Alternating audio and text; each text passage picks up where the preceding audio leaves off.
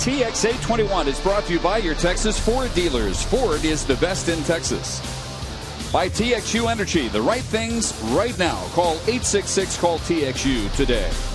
And by InsuranceDepot.com. Get a car insurance quote in 5 seconds at InsuranceDepot.com.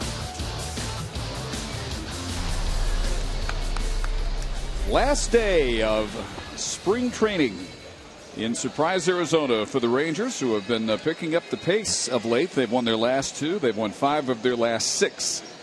Winning over in Goodyear last night 7-4. Neftali Feliz went 5 innings, allowed 3 runs on 5 hits, walked 3, struck out 4. Threw 85 pitches, allowed a home run on the second pitch of the game to Michael Brantley. Second inning, he walked 3 of the first 5 batters he faced, including the number 9 hitter, Lou Marson, with the bases loaded. He recovered after a full count to Brantley, the next hitter, struck him out, got a pop-up, limited the damage to 1 run. So kind of the full range of what you get from Neftali Feliz. Neil Kotz, who was vying for, as Tom said, one of the last roles in the Ranger bullpen, strained his left latissimus dorsi muscle in his back, a lat, and will not be available today. Yoshi Tateyama also out today with back stiffness. And Michael Kirkman was optioned to AAA Round Rock yesterday. So the Padres will open with this lineup. Cameron Maben just signed to a long-term big money contract. Will lead off and play center field. Will Venable is in right. Chase Headley playing and batting third. Jesus Guzman in left field batting cleanup. Yonder Alonso is at first base. The DH is Big Kyle Blanks. Perennial Gold Glove threat Orlando Hudson is the second baseman, with Jason Bartlett at shortstop and John Baker batting ninth and catching. Those are Kobe's numbers on the spring. Numbers don't look very good, but with most players, with all players for that matter, except the young ones, I guess, trying to make the team. Big thing is Kobe feels great. He's healthy. This is his tune-up before the season starts, and he'll be ready to go as the Rangers opening day starter against the White Sox. That will be Friday afternoon. Taking on a team that has played very well. The Padres are 19-14. That's the second best record this spring in the National League, fourth best in the Cactus League. And they have had some good offense. They lead the National League in team average at .292, on base percentage .362. They lead in slugging and OPS. They lead the majors in scoring and second in spring home runs. And when you go down their lineup one by one, you don't really come up with the reason why that's true. Other than they've got a lot of young players and they've had a great spring. But you wonder if they're going to be able to carry that offense into the regular season. Time will tell. On paper, it doesn't look like it, but that's why they play the games. Well, here's Cameron Maben. First round pick by Detroit in 2005. Just signed to a 5-year, $25 million contract, and he takes the first pitch low for ball 1. Our home plate umpire is Jordan Baker. We have only 3 umpires today. Todd Titchener and Mark Ripperger are the base umpires. Yeah, Maben was one of the key components to the big trade that the Tigers pulled off with the Marlins to bring Miguel Cabrera to Detroit. 73 degrees. It's quite a bit cooler than it's been the rest of this week. A dry, cool front came in overnight into pretty much the whole state of Arizona, and Colby strikes out Cameron Maben. The breeze has accompanied the cooler temperature. Good day to get one up to right center field, the way the wind's blowing. Looks like it's blowing straight out. Good breaking ball by Kobe.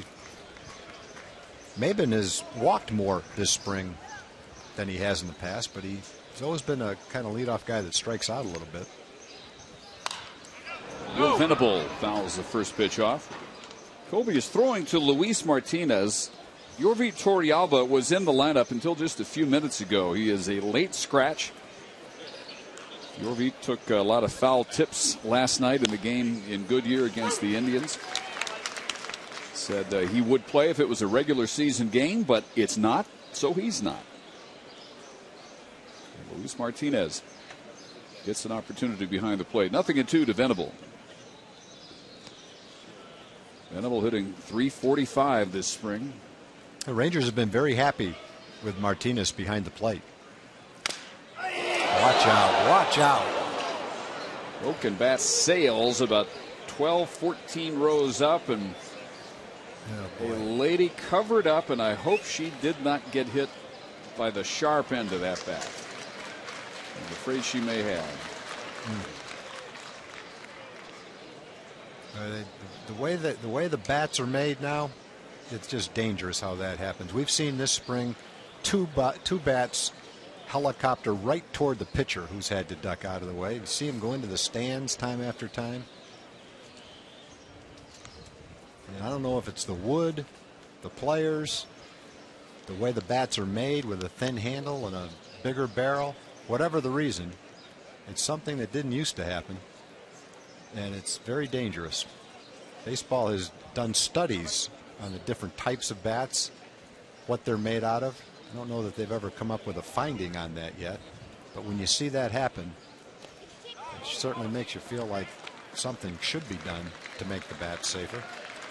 And the 0-2 pitch hits Venable on the foot. So he becomes the first Padre base runner with one out here in the first inning.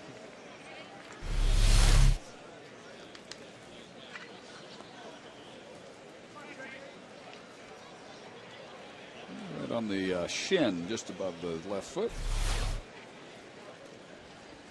And here's Chase Headley, switch hitting third baseman. Adding just 233.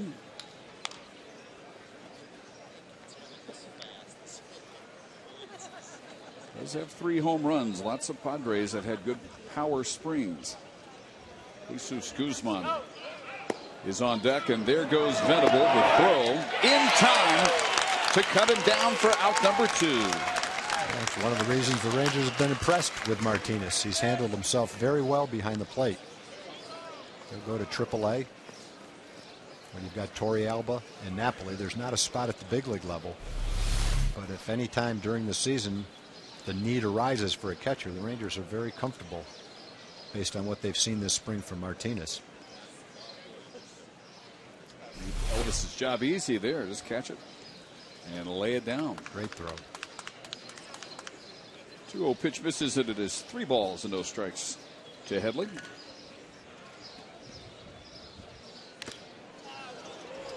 Fouls that one off Jordan Baker. Luis Martinez, a member of the Padres organization until December.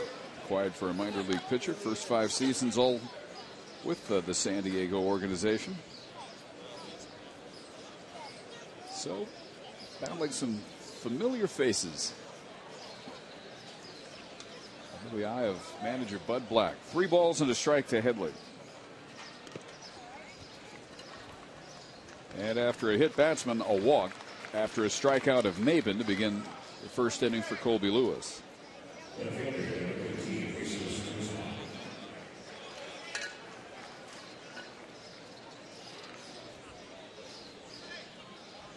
So that'll bring up the left fielder Guzman.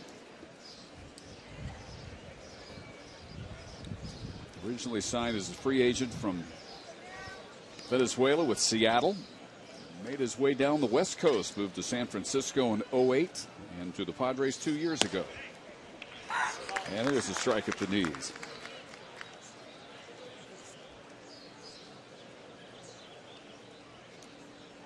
Padres moved him to left field last year just to get his bat in the lineup. And his bat proved worthy. He hit .312. 5 homers, 44 RBIs in just 76 games. 4 homers, 12 RBIs this spring.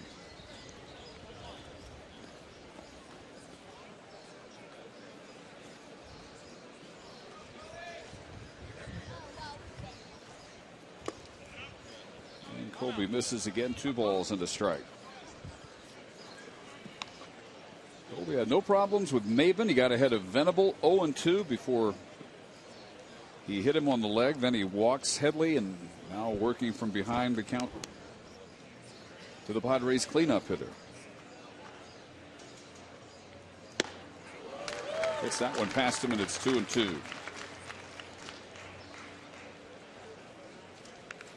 Third meeting of the year between these two teams. The Rangers have won the first two, 6-2, March 7th, down Bell Road in Peoria. Go.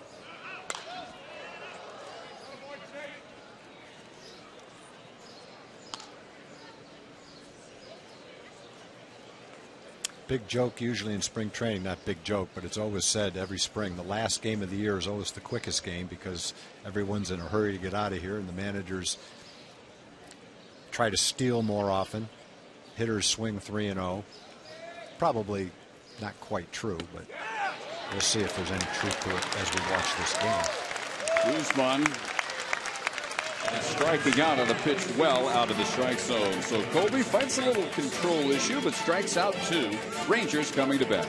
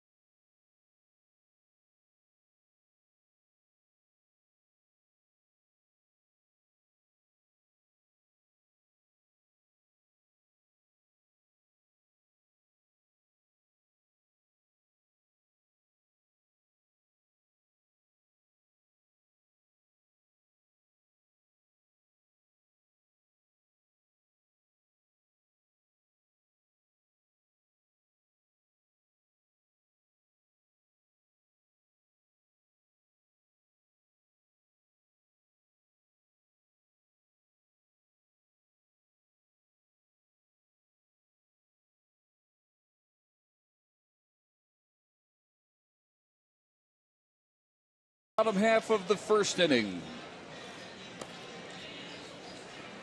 They will face Corey Lubke with this lineup. Ian Kinsler, as usual, leading off at second. Elvis Andrus at short. Michael Young batting third as the DH. Adrian Beltre batting cleanup and playing third. Nelson Cruz is in right. David Murphy in left. As we said, Luis Martinez, the late addition at catcher for Torrealba. Mitch Moreland at first, and Julio Borbon batting ninth and playing center field. And Corey Lubke,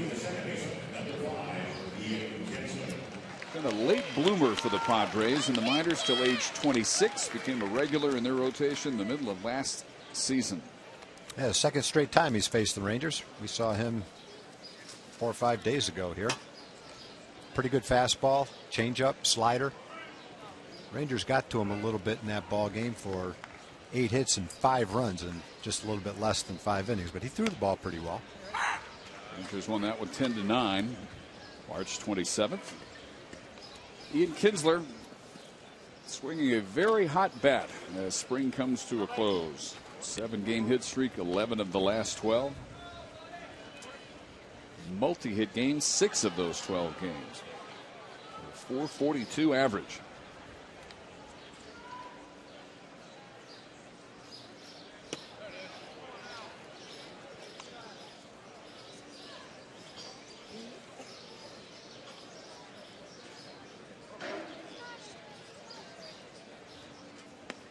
Two balls and 2 strikes.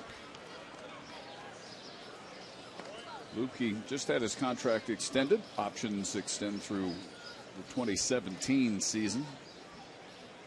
It's been 5 years since the Padres have extended anybody.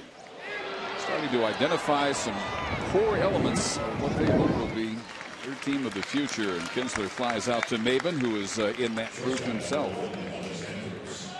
So 1 out in the Ranger first. And that'll bring up Elvis Andrews. Well, they've got a ways to go, obviously, but they've got some good building blocks, good starting pitchers. They need to develop or have a couple of top-of-the-rotation guys, a little more punch in the middle of their lineup. Carlos Quentin was an acquisition who's been hurt during spring training, but a veteran presence like that in the middle of the lineup would really help. Other than that, they really don't have that one or two guys that you can depend on day in and day out for a lot of power. And their ballpark is not very conducive to power either. It's a good pitcher's ballpark. Rangers will get a chance to see it for themselves June 18th through the 20th. Visit Petco Park. It is gorgeous, I'll tell you that, but I don't know if it's where you want to build a powerful offense. Pitchers tend to love it, though. 1-2 to Elvis Andrews, back-to-back two-hit games.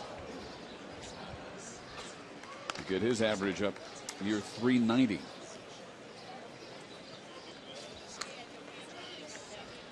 Working against Lupke, who has added a change and a curve this spring.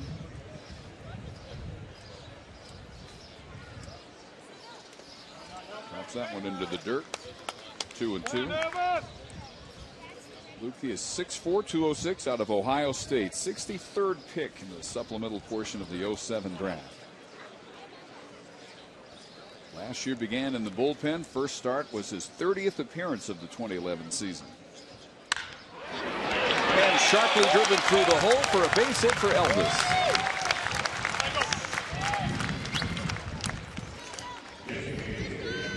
And with one out, the Rangers have their first man of the game on for Michael Young. Elvis has done a good job this spring swinging the bat. We've mentioned it several times. He's a little bit stronger, more upper body strength, but still just as quick and agile. But the extra strength should help him swinging the bat on pitches like that, inside pitches that he can turn on instead of fighting them off to right center field. Should be able to drive the ball in the gaps as he gets older, matures, gets stronger. And you see how hot Michael Young has been. 21 for his last 45. He finally has enough plate appearances to qualify as the #2 hitter in the majors this spring. Only Eric Hosmer of the Royals has him by 5 points. Michael at .420. Hitting 5 straight in 16 of his last 17 games. Elvis starts to go at first. Baker just stares at him as he gets back to the bag. Must be something in the base path that caused him to stop, because I don't know if it's wet or he got a clump of dirt in his cleats, but he got a good jump. I don't think he would have stopped normally. Was looking at the base path, pawing at it a little bit with his foot. Not going here. The shot past Alonso and a base hit. Andrews will make third. So with one out, back-to-back singles. The Rangers have runners on the corners for Beltre. Anytime Michael's up with a man on first, he loves to go to right field with the first baseman holding on the bag. There's a big hole there to shoot for. He just waits on the pitch, goes the other way, and drives a ground ball right by Alonso. Good opportunity for Beltre to drive in a run. Beltre's had a little bit of a stiff back. It's been bothering him a little bit, but he's obviously playing today with it. Josh Hamilton's groin still bothering him. I hope he can play tomorrow. Josh wants everybody to know it didn't happen playing center field, so don't start saying that. It happened running out a double. Had nothing to do with playing center. So what do you want him to do? Not hit doubles? But he wants to play center field. And looking more and more as if that is the plan for Ron Washington. Beltre last played Wednesday against the Royals. Adrian resting a mild lower back tightness since then.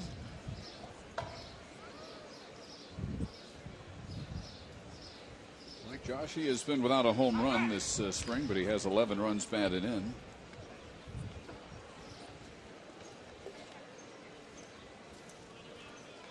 The oddity of the spring is the Rangers' record here at Surprise Stadium, only 3-11. No real way to figure that.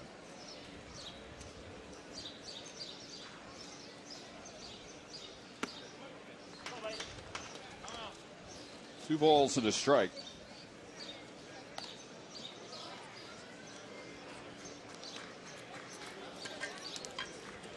The Rangers set up for a first inning lead. Elvis Andrus at third after a one-out single. Michael Young at first.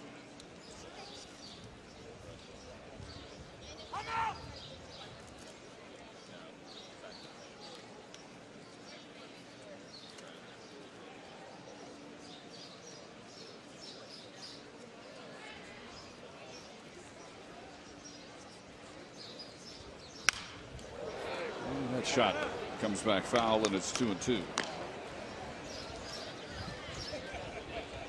Rangers will fly out tomorrow morning for Austin and take on their AAA affiliate, the Round Rock Express. 6:05 tomorrow night. First of 3 exhibitions in 3 different Texas locales over the next 3 days. Tuesday night at the ballpark against Mexico City Red Devils, Rojos Diablos, 7:05.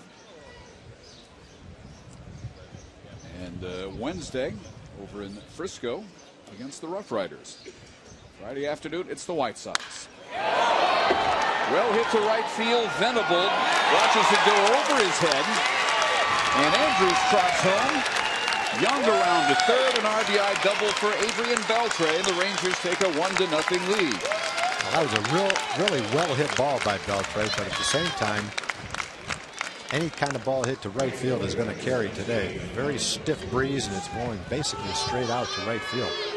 But when Adrian hit the ball that hard on a line, Venable is going to have a very difficult time getting back to catch it. I think off the bat he thought he might have a chance, but it just kept carrying on him. Beltre with his 12th RBI this spring, explaining how he did it to Orlando Hudson. So 1-0. And strike one to Nelson Cruz with 2 in scoring position. Nelson batting .245, a homer, and 9 runs batted in.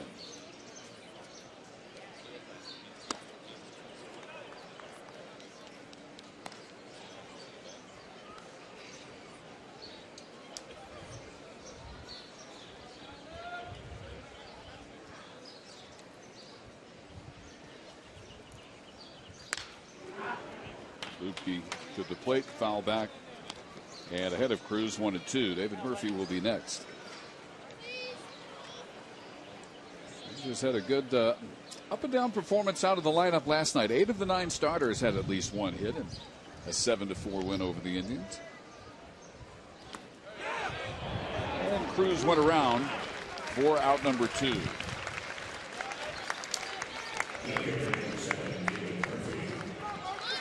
So up to Murphy to try and bring in the 2 in scoring position.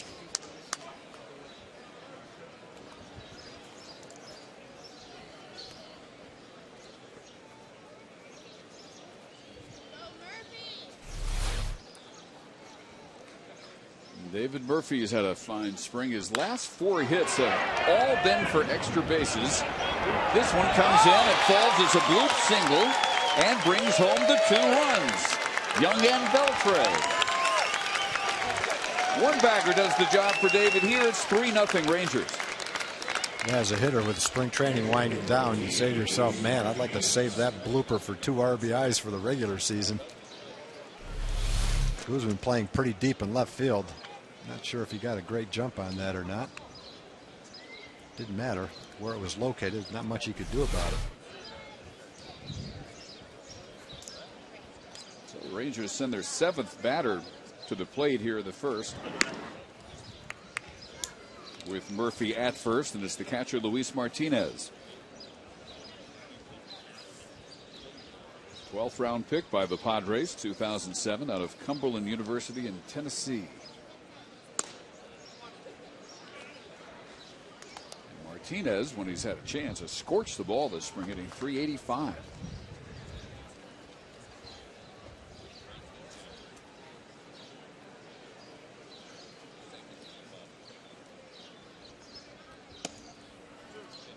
Lupke behind him, 2-0.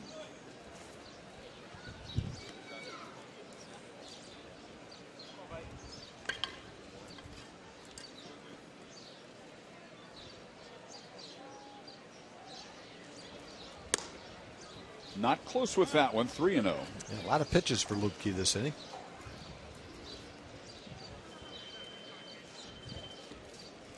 Retired the first batter. He faced Kinsler on a fly ball. The next three reached. Andrus and Young with singles. Beltre the RBI double after the strikeout of Cruz. Murphy blew 2-run single.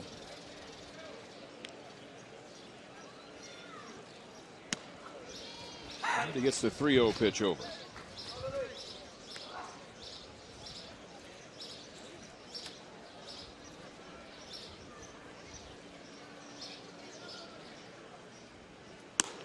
But not the 3-1. And the walk puts two aboard with two out for Mitch Moreland. And that will also bring about a mound chat. So far, not the tune-up for the regular season that the Padres would like to see out of Corey Lupke.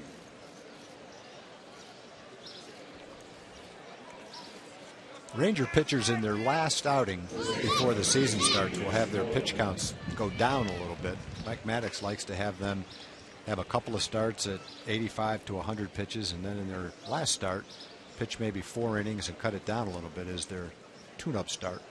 That's why today and tomorrow you've got a starting pitcher and 4 or 5 guys in relief all pitching an inning to get their tune-ups as well. First pitch misses to another hot Ranger bat, and Mitch Moreland 9 for his last 18. He's hit in 7 straight with that .500 average, 5 walks mixed in.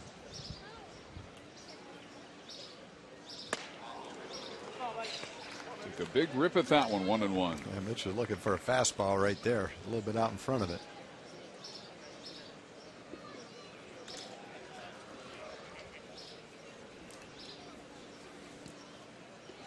Has accomplished job one for him, and that's proving that the wrist is no longer an issue. Says he never even thinks about it anymore.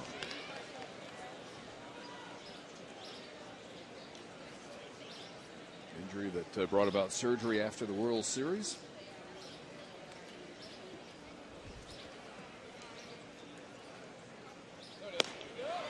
And Lupke recovers to strike him out. He strikes out 2. Leaves 2, but he allows 3 runs on 4 base hits, and after 1, the Rangers have a 3-0 lead.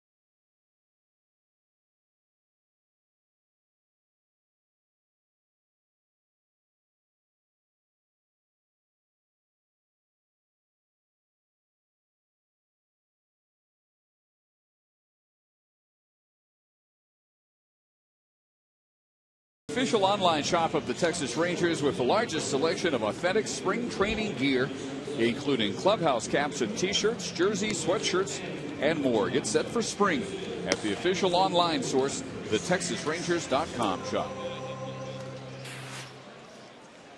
Rangers put 3 on the board in the first for Colby Lewis.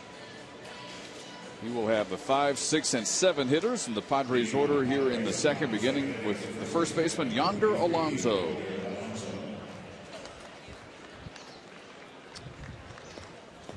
Sure sign that Cactus League play is wrapping up. All the chairs and tables stacked up. Another sign when you drive in were the big transporters with the Ranger cars.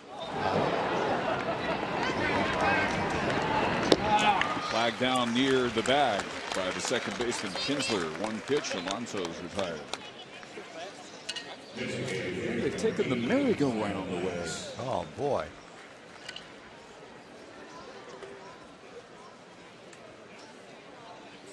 Well, they could have waited till after the game. There might be some kids that are disappointed. Is it that big a hurry? Kyle Blanks, the DH. One of the biggest men in baseball. He's 6'6", 285. 25 years old. Boy, if he might be 285, but it's well proportioned 285. He doesn't look heavy at all. Looks like a tight end. Well, he had the nickname of a tight end in high school in Edgewood, New Mexico. Big nasty, but he doesn't even like football. Won't even watch a football game on TV. Wow. He was a basketball and baseball guy. 16 points, 12 rebounds a game. He's a high school senior. And strikes out. 3rd strikeout. They've all been swinging for Colby. When Colby is spotting his fastball and has a good breaking ball, he gets a lot of strikeouts. He gets ahead with his fastball and then puts you away with a breaking ball. A good cutter right on the outside corner. He's got a lot of different varieties too. He can throw you a slow curveball. He can throw you a changeup, slider. That last pitch was either a slider or looked more like a cutter. A lot of different ways he can get you out. I think the key for Colby is to be able to spot his fastball where he wants to, and that really sets everything up for him. Much is made throughout the course of the season. They keep asking Colby, do you feel like your velocity's down when he's not throwing 91 or 90? It's 86 or 87 or 88. I mean, really, it doesn't matter with Colby because of the location of it and his off-speed pitches. Padres go in order in the second. Colby Lewis looking ready for the regular season.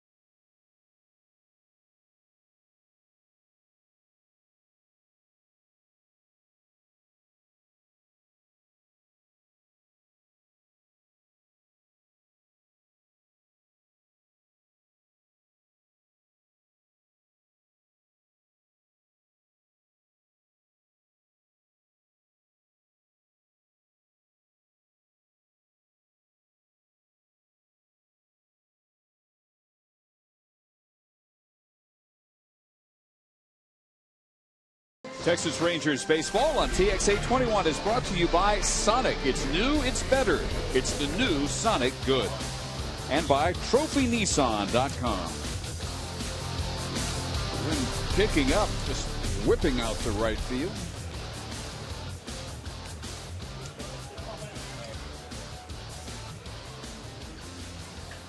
Rangers put 3 on the board in the first with 3 singles and a double. Everybody but Julio Bourbon got to hit. Julio leading off the second. Started hot this spring, but the average has dipped to 222.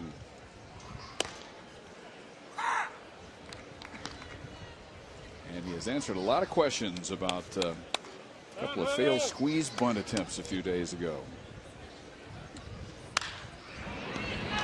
This one right on the ground to Jason Parkett at shortstop.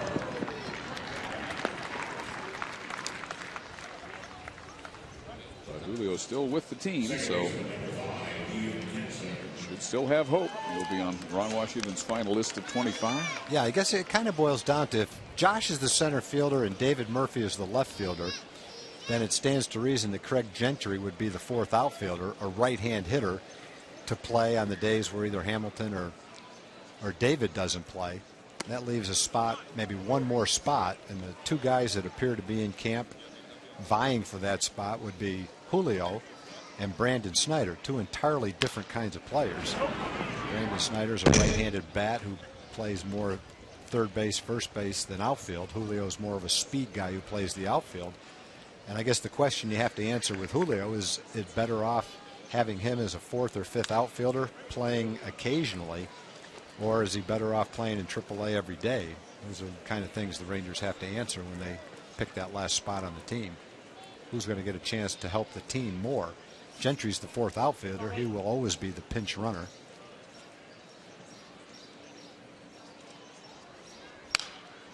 And there's not many times in the game you're going to use 2 pinch runners.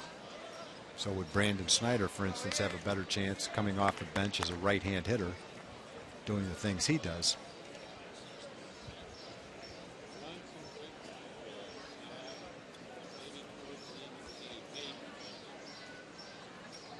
Kinsler flied to center in the first. Chops that one just foul right on the line, fielded by Headley.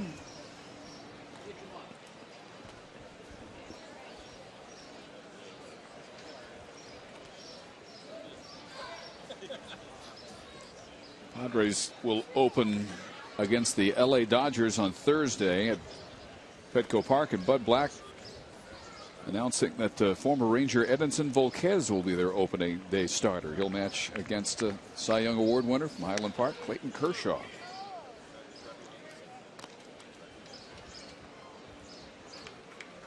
Corey Lubke will match up with Chad Billingsley on Friday. And that would hit a long way out to left center field and off the wall. Kinsler has a 1-out double.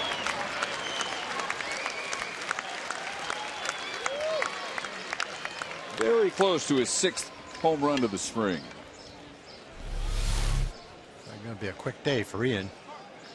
2 at-bats, get loose, and call it a day. Get ready for the trip to Round Rock tomorrow.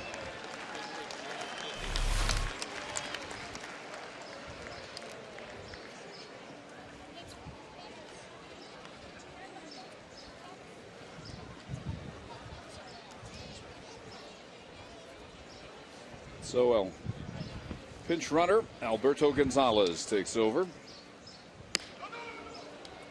as Elvis Andrus, who singled and scored the first Ranger run, will try to bring Gonzalez home.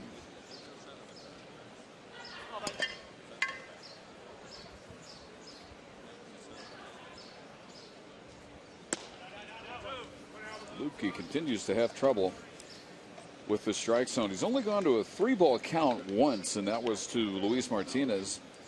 Walked him in the first, but consistently behind and then coming in with a hittable pitch. And they'll have to do that here at 3-0 to Elvis with Michael Young on deck.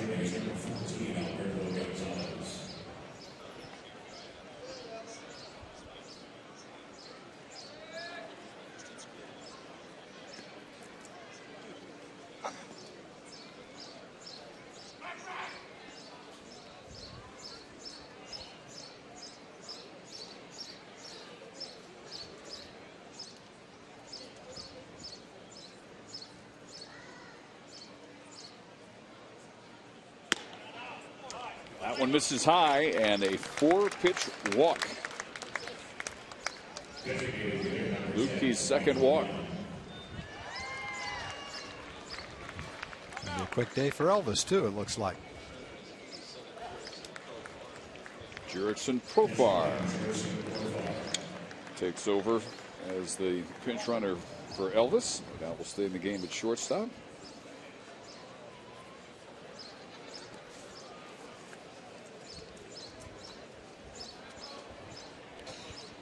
Rangers' Tom Grief Minor League Player of the Year last year.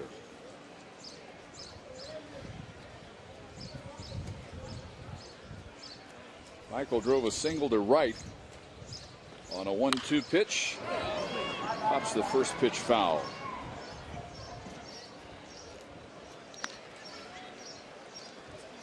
Pitching situation for the Padres very different from this time a year ago. This time last year they had a guy named Mike Adams who was setting up Heath Bell at the back of their bullpen. They've acquired Houston Street, former Longhorn, to replace Bell. Andrew Kashner to replace Adams.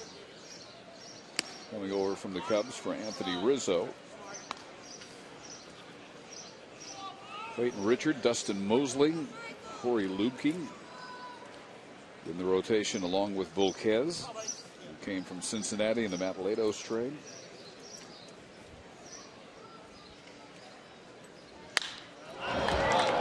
Driven to right center field, but Maben gets there.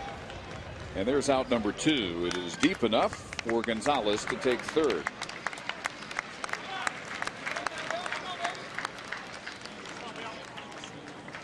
So Michael 1 for 2. And with Gonzalez at third, Profar still at first, it'll bring up Beltre.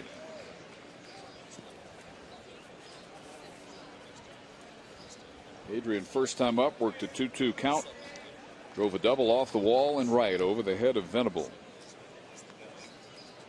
Driving in Elvis Andrus with the first run of the game.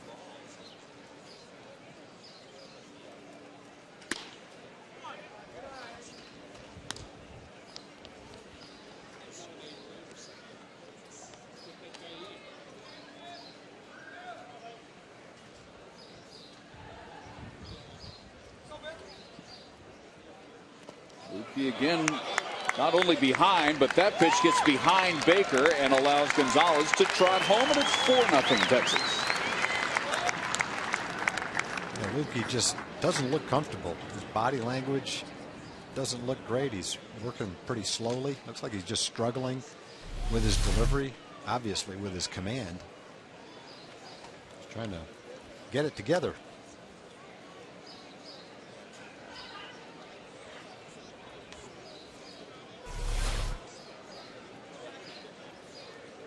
Giving up 4 runs on 5 hits, couple of walks, wild pitch.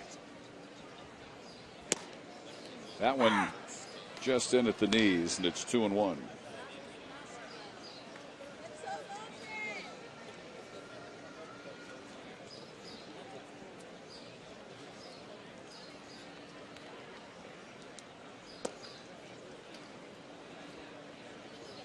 He stayed in the minors until age 26.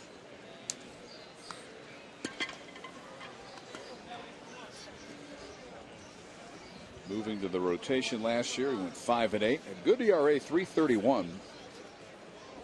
Other impressive numbers, just a 209 batting average against. Beltre will drive in another one. And another opposite field base hit. Profar scores. 5-0 Rangers. And both those balls were hit right in the center of the sweet spot, too. Looks like all the regulars are going to have a quick day today. 2 at-bats, and that'll be it.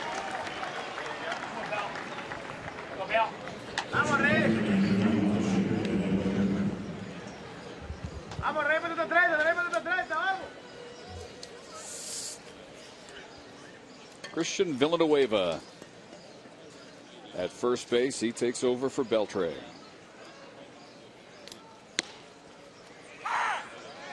Strike 1 to Cruz, who struck out in the first.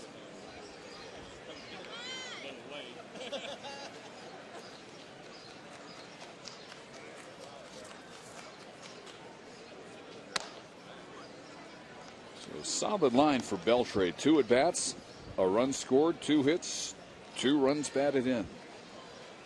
About all you can do in 2 innings.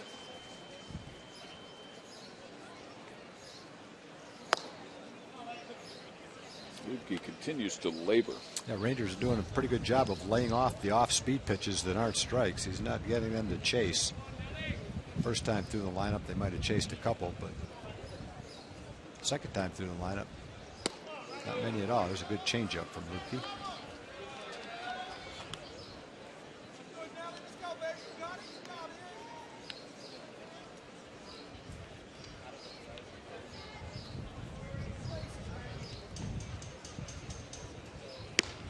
Called strike 3. Both times he has struck out Cruz, but he's had lots of trouble with the rest of the Rangers lineup. Down 5-0 through 2.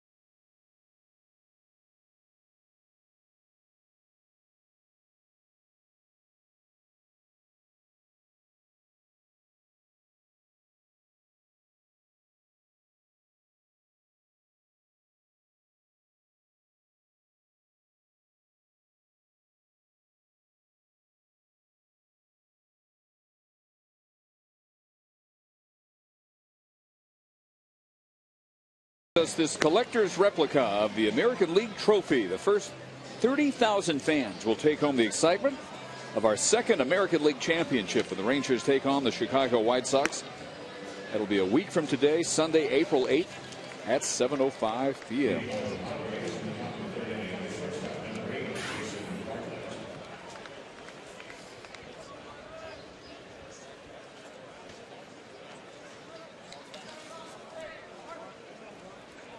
Rangers keep Villanueva in the game at third, Profar at short, Gonzalez at second, and remove Nelson Cruz from right. Angel Beltre is now out there. And Jason Bartlett leads off the Padres' third. They have managed 2 base runners. Both were in the first inning. Venable hit by a pitch. Headley walked. Lewis has struck out 3 through 2. Profar picks that with the backhand, fires it over just in time to nip the Padres shortstop, Jason Bartlett. One thing you always like about Kobe, and it's kind of a contrast in today's game, is he very seldom leaves the mound. He stands on top of the mound after the pitch. He waits for the ball, looks for the sign, and throws it. Doesn't take a lot of time getting ready out there. Got his plan, and he's going to work quickly. Infielders and outfielders appreciate playing behind a guy like that. Nothing's worse than a guy walking all over the mound, taking all day between pitches. Ball 1 to John Baker, the catcher.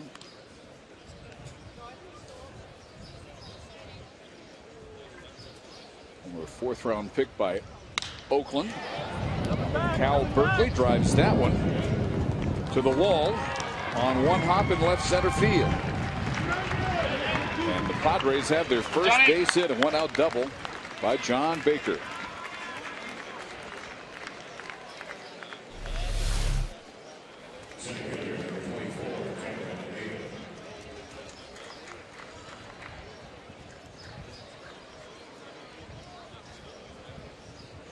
Colby leaving that one over the heart of the plate. So First man in scoring position for San Diego for Colby to deal with. Back to the top of the order, and Cameron Maben, who struck out his first time up.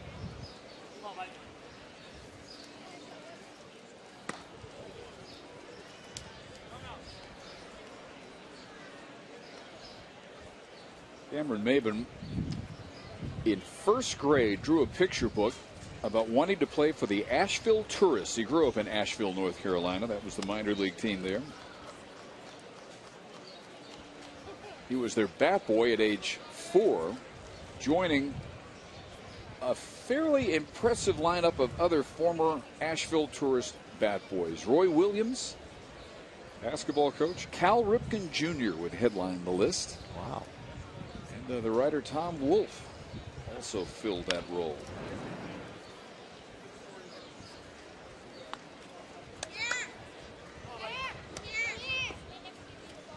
Cameron, no doubt, paying a lot of attention to the NCAA tournament. His cousin is Rashad McCants, who played for a 2005 North Carolina National Championship team.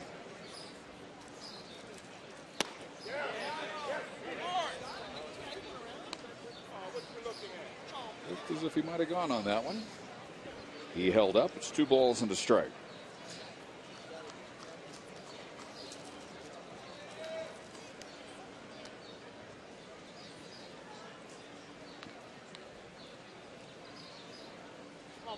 Switch hitter who will turn 25 on Wednesday. Pops that one up. Out into very shallow right field. And Gonzalez makes the catch. And there is out number 2.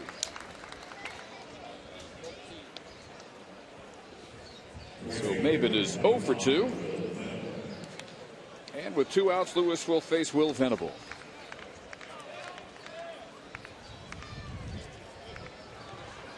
Will Venable not only interested in the NCAA tournament, he participated in it as a Princeton Tiger. 2-time All-Ivy League with Princeton.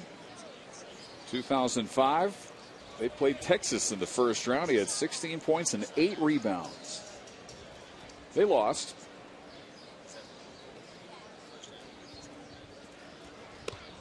Will Venable said basketball was always his first love, even though his father is Max Venable, 12-year major leaguer. He was now a coach in the Reds organization. Didn't even play baseball until his senior year in high school. Ran track instead and played basketball, of course. And really didn't discover his passion for baseball until he was at Princeton. Became a 2-sport star there. Had offers to play basketball in Europe. It was his mother who pushed him toward baseball. 7th-round draft pick in 2005. And David Murphy waits for this one. And a 1-out double by John Baker. All the Padres manage into 3rd. Lewis and the Rangers sailing 5-0.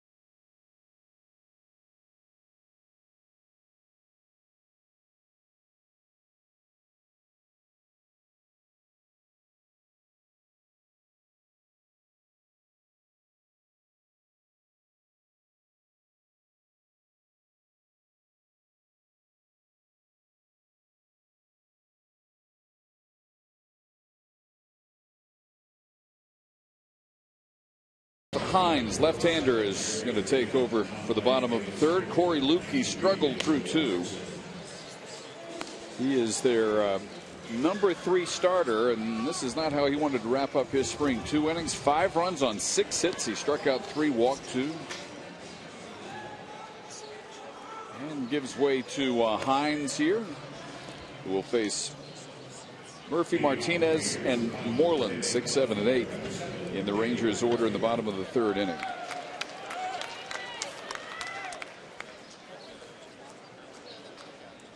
Daniel Robertson replaces Maben in center field.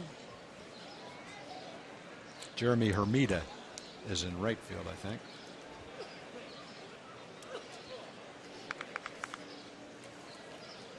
And here's David Murphy, who drove in 2 of the 3 first inning runs on a bloop single to left field that brought home Young and Beltre.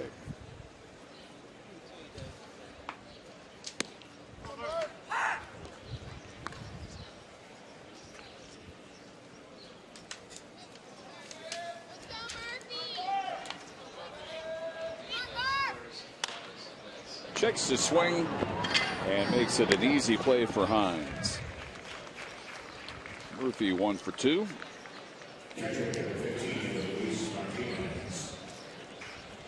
And it'll bring up Luis Martinez, who took one of the 2 walks issued by Lukey.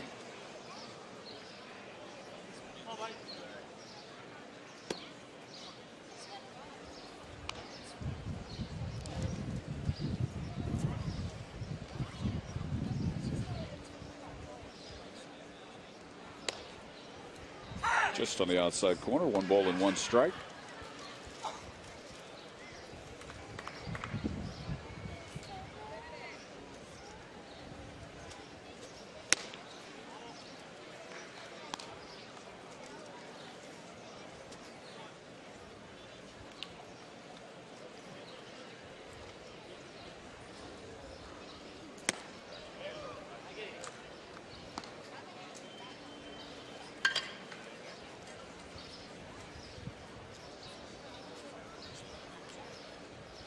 Two pitch.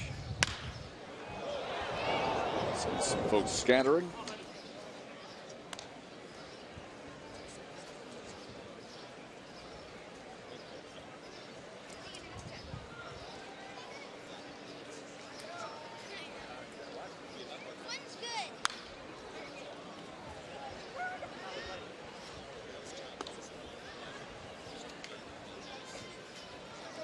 Rangers aren't leaving after the game. They're leaving in the morning, evidently, to go to Round Rock to play that exhibition game.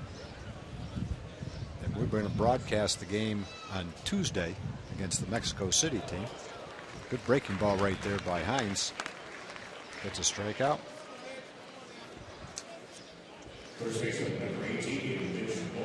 Hines retires the first 2 he faces. Wednesday's another exhibition game. That's against Frisco. Thursday's an off day, and then we'll be there for opening day on Friday.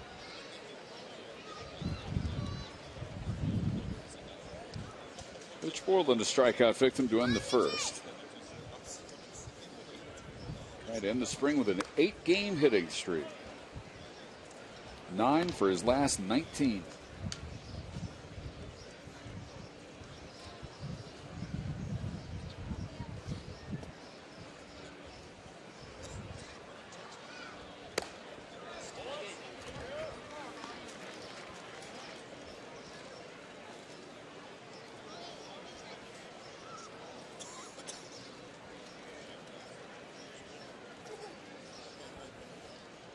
Already 5 Ranger starters with a hit. Last night, 8 of the 9 starters in the 7-4 win over the Indians had at least 1 hit.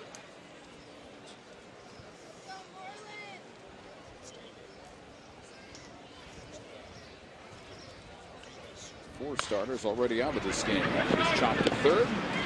And Headley makes the play. Hines comes in, does a nice job, retires the side in order, and through 3 keeps it 5-0 Rangers.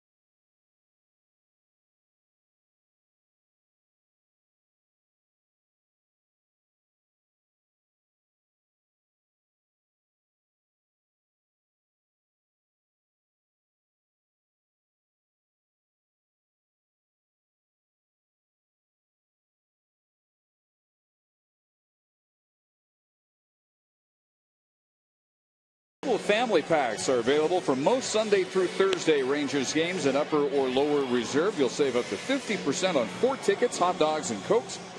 Plus, get 2 Kids Zone wristbands and 1 souvenir program. Order online at texasrangers.com/family. Great action coming your way beginning Friday. That game is a complete sellout. But you can take a shot at Saturday, Sunday, Monday, the Major League debut of Yu Darvish. Monday night against the Seattle Mariners. Colby Lewis, through 3, has allowed only 1 hit, a 1-out double by John Baker in the 3rd. Chase Headley, the only walk he has issued. And follows that one right into the dirt. No balls and 2 strikes.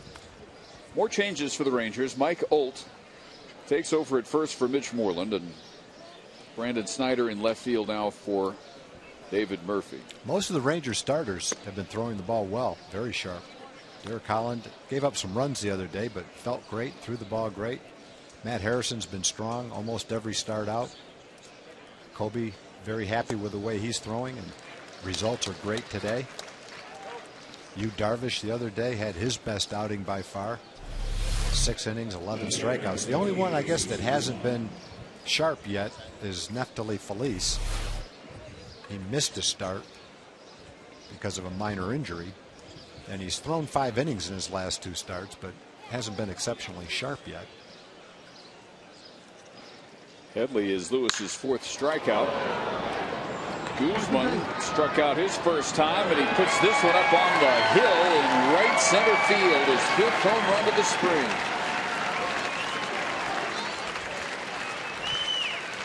He's really swinging the bat well. You drive a ball like that to right center field.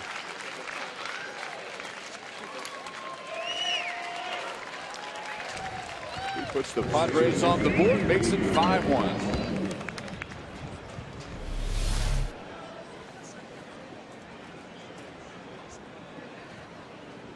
Was ready for Colby to try and get ahead with that fastball. Jumped all over it.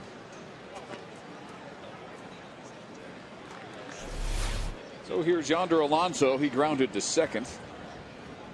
First ball hitting in the 2nd inning. And loops that one out into center field for a base hit.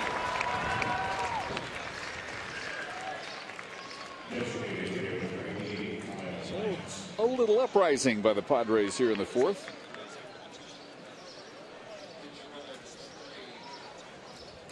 As Andy Parino will be the pinch runner and replace Alonso.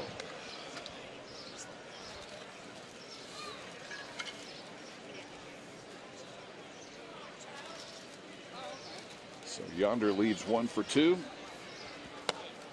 And the throw in and out of the glove of the new first baseman, Olt.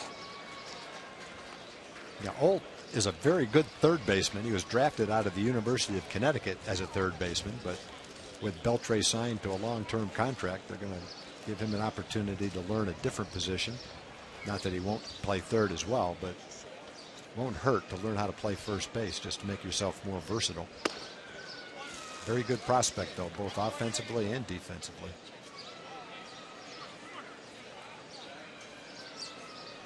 Kyle Blanks, a strikeout victim, his first time up.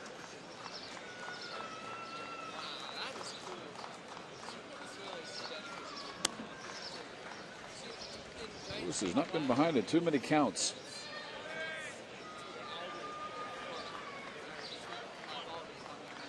He said Blanks into high school basketball, went to Yavapai Junior College here in Arizona. Playing baseball, hit .440 a year after he had been picked in the 42nd round by the Padres as a draft and follow. And they signed him before the '05 draft.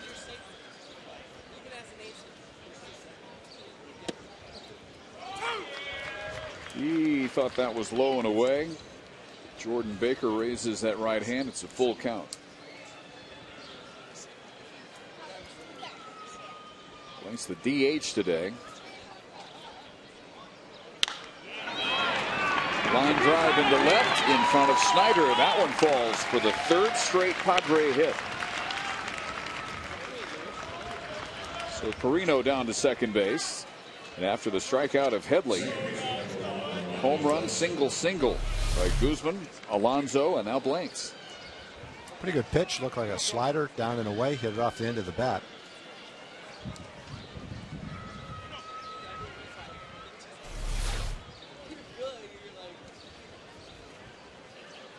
So first time Lewis has had to deal with two men on. And here is Orlando Hudson, who grounded to second. Back in the second inning.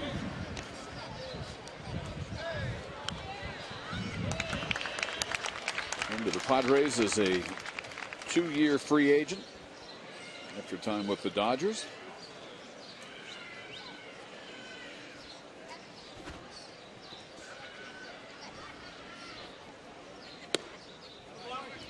Goes off the breaking ball, 1-1. Perino at second, Blanks at first. Only one out, a run already in here in the Padre fourth. First noise they have made against Colby Lewis today. Hudson laying off the breaking ball again. 2 balls and a strike.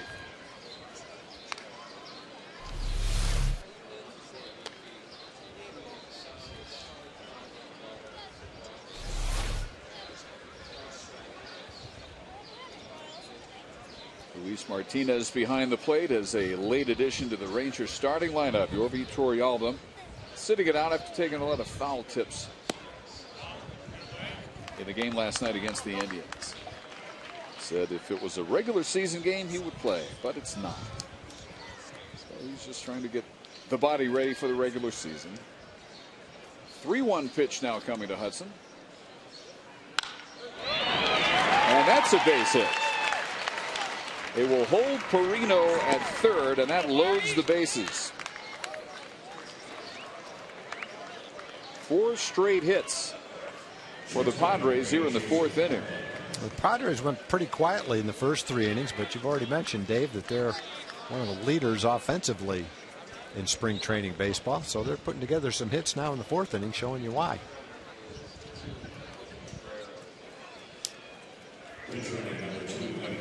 Everett Cabrera will run for Hudson at first. Orlando leaves 1 for 2. And here's Jason Bartlett, former Oklahoma Sooner. 13th round draft pick, 2001. Went to Minnesota, Tampa Bay, back to San Diego, December of 2010. And a big cut and a miss. Bartlett grounded to short, leading off the third.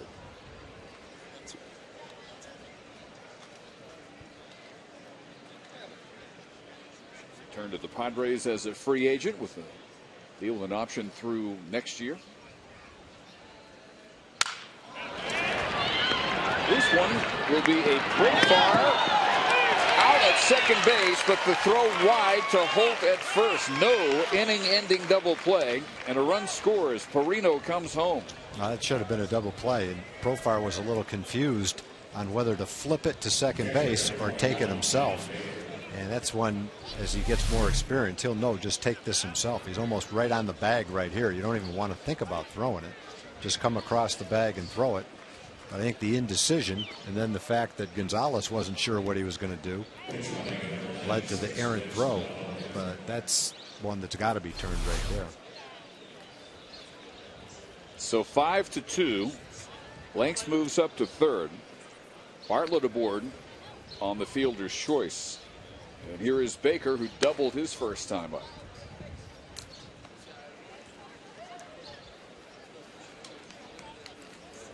Seventh Padre to bat here in the 4th inning.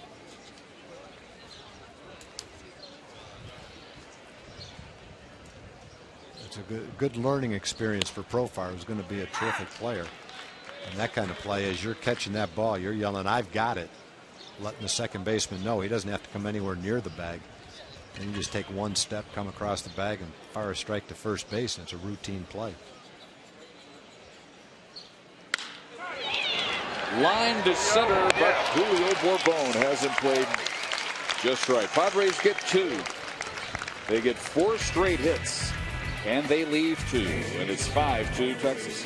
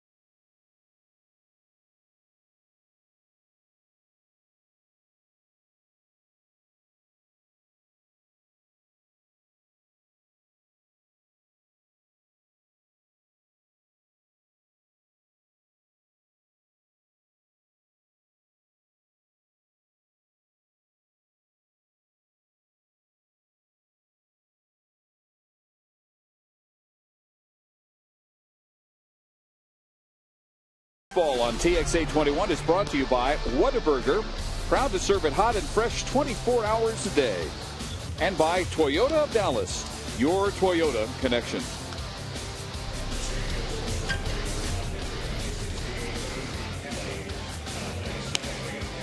Some more changes for the Padres. After a 1-2-3 inning turned in by Colt Hines, Casey Kelly, a right-hander, will be their pitcher in the 4th inning. Matt Clark replacing Alonso at first. Cabrera stays in the game at second.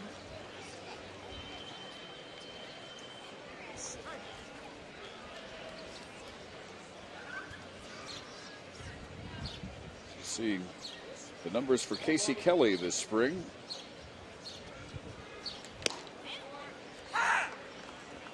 And Julio Bourbon showing bunt.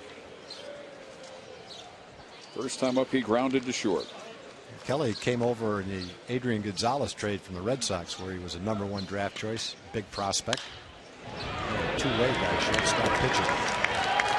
Bourbon sends that one into the gap, heads for second. He is in there head first with a leadoff double.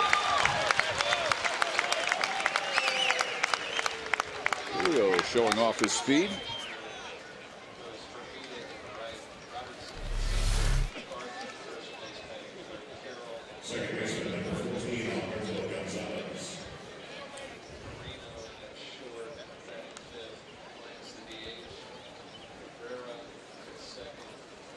Julio easily in ahead of the throw.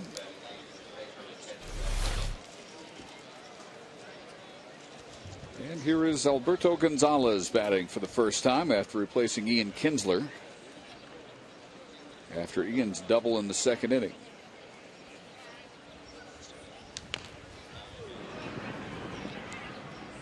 He can't get the bunt attempt down.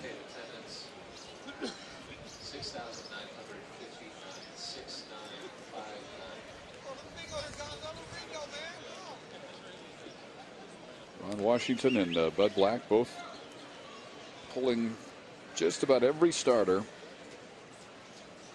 before we get to the middle of this Cactus League windup game for the Rangers. Gonzalez again not able to get the bunt down.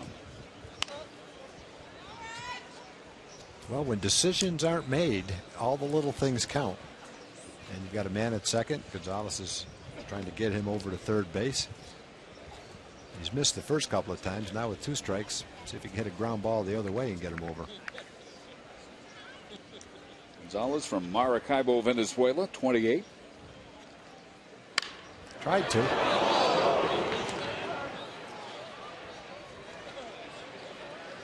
Sprayed that one right off a gentleman's hand. Wishes he had brought a glove. Boy, if you're sitting close and there's not a screen in front of you, bring a glove, borrow one, anything to block the ball.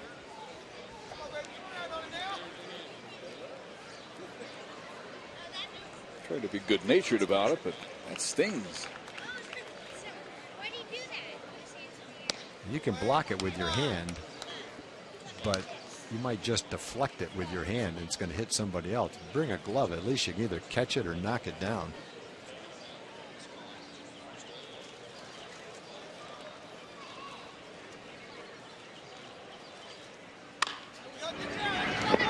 Chops into the hole. And a nice scoop by the new first baseman, Matt Clark.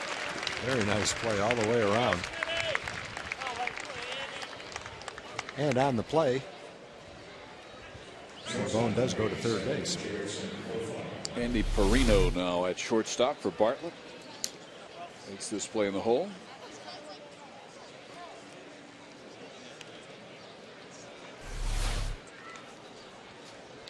So one out.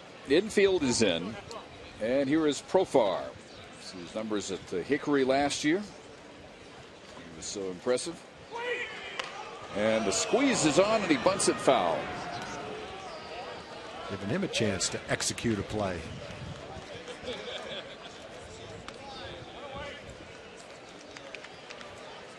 Washington is serious about being able to execute that squeeze. He wants him to get practice at it. Profar is going to be a player that gets called to the big leagues when he's very young. May be called upon to do that. The more times you've rehearsed it in a game situation, better chance you've got of executing it when it counts. 19-year-old from Curacao, and now behind 0-2. One of the youngest players in the South Atlantic League last year.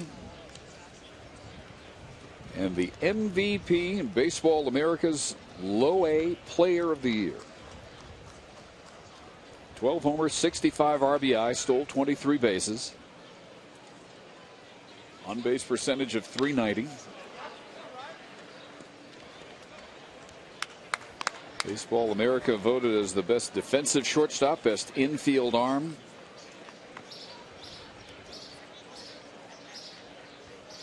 On its first team minor league all-star team.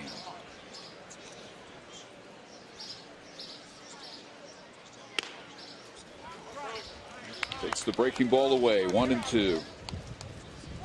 So just a teenager who bears a lot of interest in the coming years. Jurickson Profar getting a chance to say him here after he came in for Elvis Andrus, who singled and walked.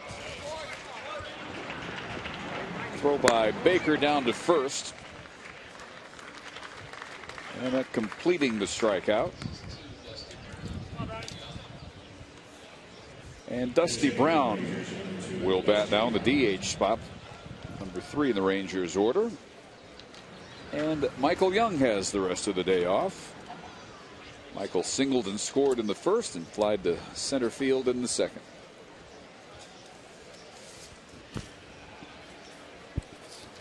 Yu Darvish will take the mound at the ballpark Monday night against the Seattle Mariners. Sometime in that first inning, he will take on Ichiro, and all of Japan will have collectively held its breath for that matchup. Can't wait. A week from tomorrow. Still seats left, going fast. At 972 Rangers or TexasRangers.com. See the Major League debut of Yu Darvish. He was absolutely electric the other night, Tom. 11 strikeouts in 6 innings. He's been throwing the ball well, but he really put it together in that game. Had probably his best fastball, definitely the best command of his fastball. And all his breaking balls were sharp. When he missed with a breaking ball, anything off speed, it was down, it was away. Didn't hang anything, nothing up and out over the plate. A couple fastballs were, but they were few and far between. Called strike 3. And Brown will sit down. So Bourbon with the leadoff double left at third. And we are through 4, 5-2.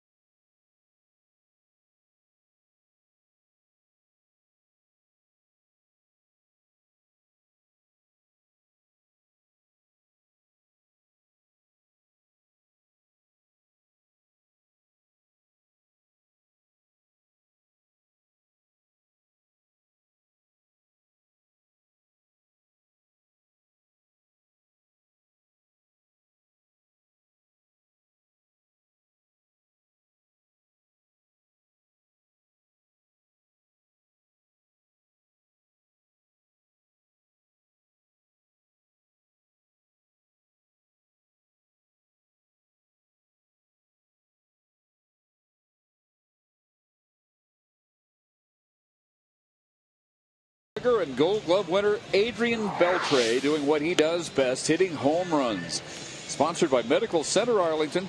This promo item will be available for the first 30,000 fans when the Rangers play the Tampa Bay Rays on Saturday, April 28th at 7:05 p.m. Adrian did some damage in just 2 innings today. An RBI double and a run scored in the first, an RBI single in the second. Helped the Rangers build a 5-0 lead. It's now 5-2. And Scott Feldman takes over for Colby Lewis as we move to the 5th inning. Scott will start tuning up now as a reliever. He's been pitching to stretch out as a starter for most of the spring. He's had 5 innings in his last 2 or 3 outings, but today it'll be a shorter outing as he gears up to get ready for the season. Rangers will probably have 5 different guys throw an inning. Colby got his 4 innings in. Now the string of relief pitchers begins with Scott. 21 strikeouts in 22 innings and just 2 walks. Leaps off the screen. This is Jeremy Hermida, as the Padre changes are not all straight up. Takes over the leadoff spot of Cameron Maben, who was 0 for 2. He replaced Will Venable in right field. Maben struck out and popped out.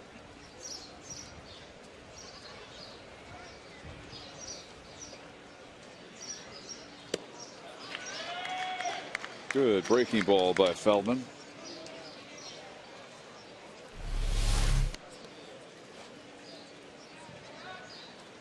Tumbled right off the table, 12-6, and it's 1-2.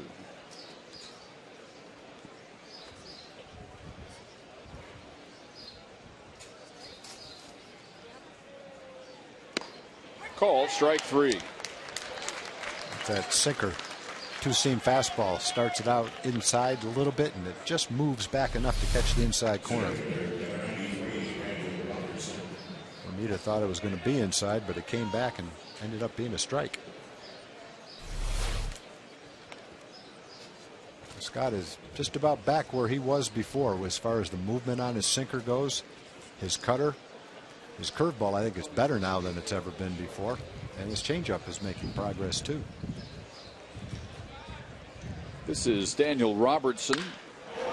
And he lines one to left field. And it's over the head of Snyder and off the wall.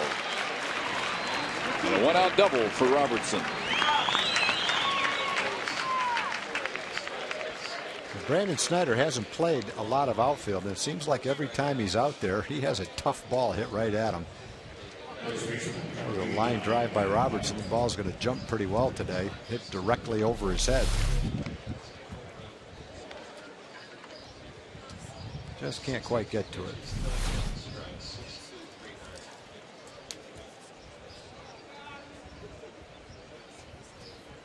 So here's Matt Clark, who replaced Yonder Alonso at first, but batting in the third hole where Chase Headley walked and struck out. As the Padres starting third baseman. So Colby Lewis goes 4 innings.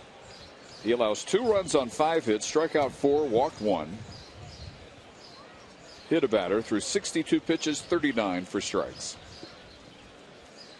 So Colby officially tuned up now for opening day. He will face John Danks and the Chicago White Sox on Friday afternoon at the ballpark.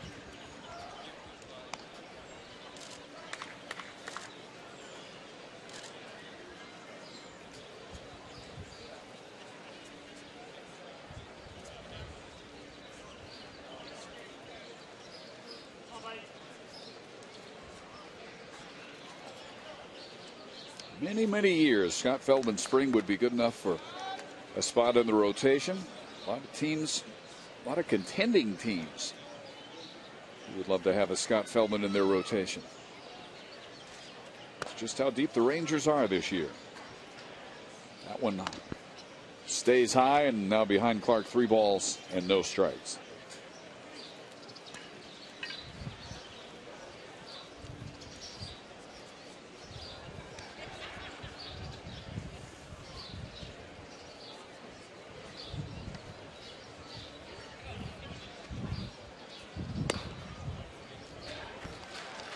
Sinking fastball sinks out of the strike zone, and a walk puts 2 on with 1 man out.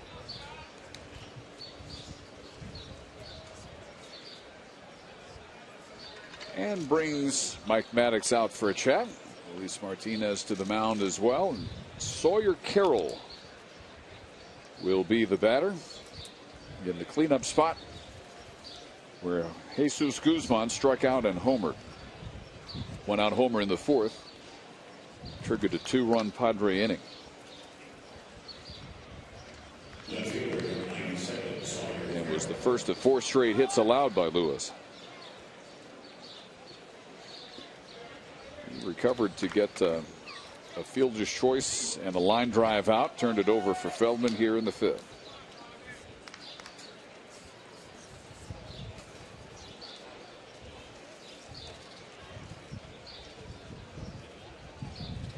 Carroll in just his 8th game of the Cactus League. The curve drops in for a strike.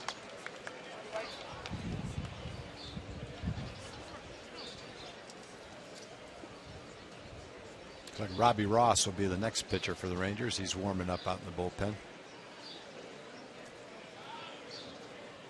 Closing in on a decent shot to make the team. But if he does, what a great story that'll be. Just a guy that just pitched too well to be sent down. Pretty much. Not sure he was thought of as a candidate for the bullpen when he first got here. Might have been in the backup people's minds. But as things transpired, turned out he's obviously a legitimate candidate. Might be right on the verge of making the team. Saw where Tateyama's back is bothering him a little bit right now. Don't know if that's something serious or not. Yoshinori's a candidate. Neil Kopps was a candidate. Not sure what his condition is, but he pulled a muscle yesterday pitching in his 1 inning. You'd have to think that might set him back.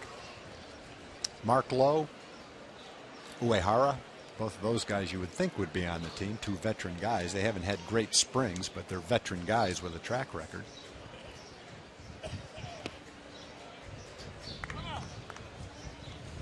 Tateyama not available today with back stiffness.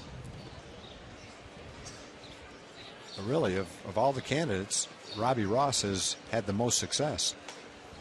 One thing I was impressed with the other night when he was pitching in the game we watched, they put a lot of balls in play, but he must have broken several bats, and 5 of the balls put in play were hit right off the handle. So it looked like they were having a hard time hitting a good play of the bat.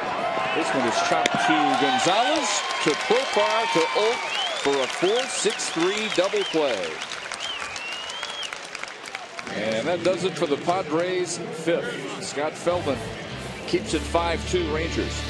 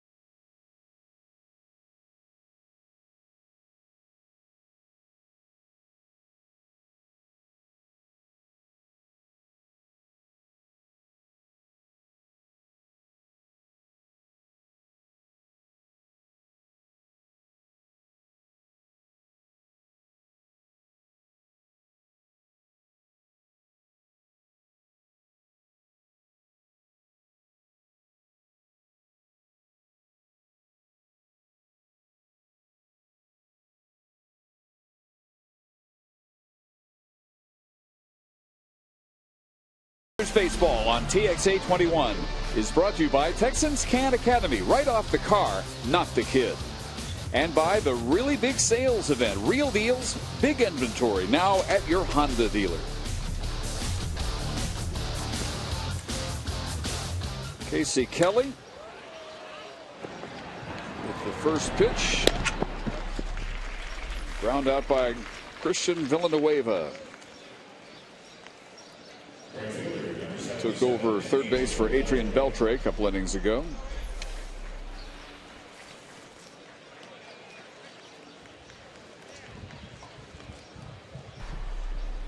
And brings up Angel Beltre, who will bat for the first time after replacing Nelson Cruz in right field. Well, he struck out both times he came up today.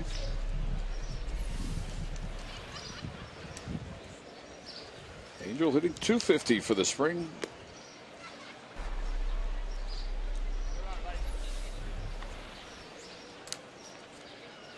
Getting his 19th game and getting his 25th at bat.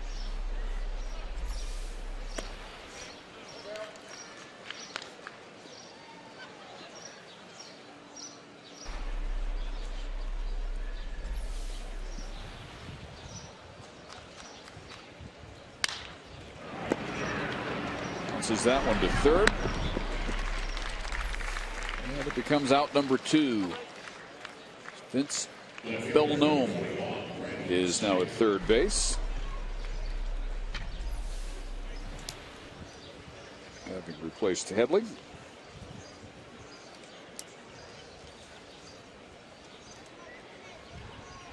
And here's Brandon Snyder.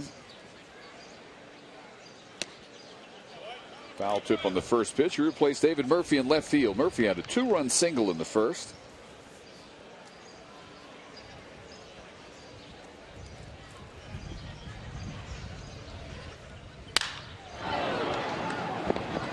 Backhanded by Cabrera at second. And Kelly, after giving up the leadoff double to Bourbon in the fourth, has retired 6 straight, nothing out of the infield. We're through 5-2 Rangers over the Padres.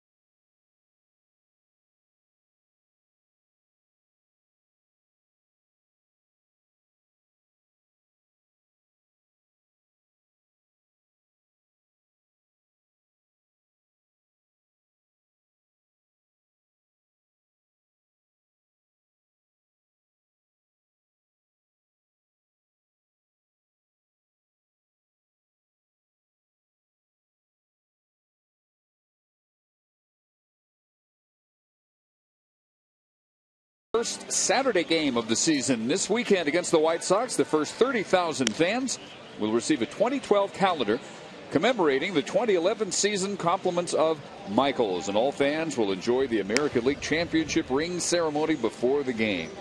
Call 972 Rangers for tickets. Robbie Ross indeed takes over for the 6th inning. He follows one inning by Scott Feldman, who had a strikeout, allowed a hit and a walk, then got a double play grounder. And the numbers are just sparkling for Robbie Ross. Spent last year at A and Double A.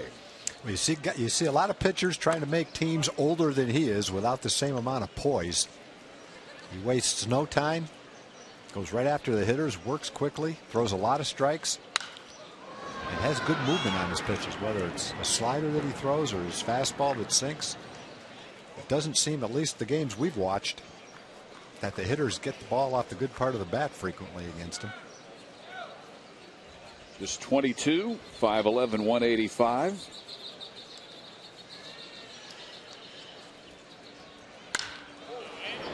And Perino sends a sharp one-hopper right to Alberto Gonzalez. Robbie Ross from Lexington, Kentucky, was going to play for the Wildcats until he was drafted in the 2nd round of the 08 draft by the Rangers.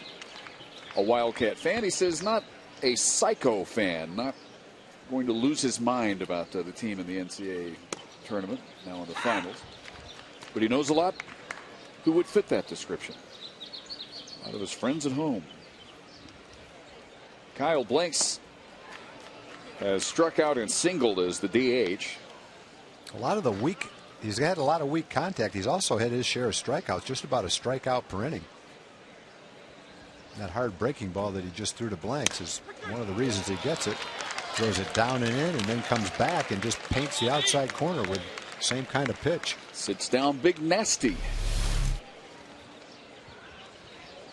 Well, it's good stuff to begin with good movement and pretty precise location for a 22-year-old. He's got a pretty good idea what he's doing out there, much more so than guys we've seen who are 25 and 26.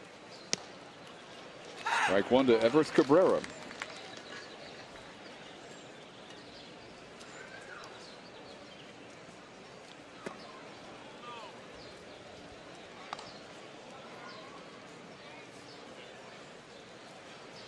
You just get the impression watching Robbie Ross that a pitcher's mound is a pitcher's mound. It doesn't matter where it is, and it doesn't matter who he's throwing to. Pretty much.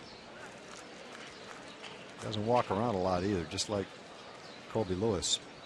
Everybody likes that. Something else to like.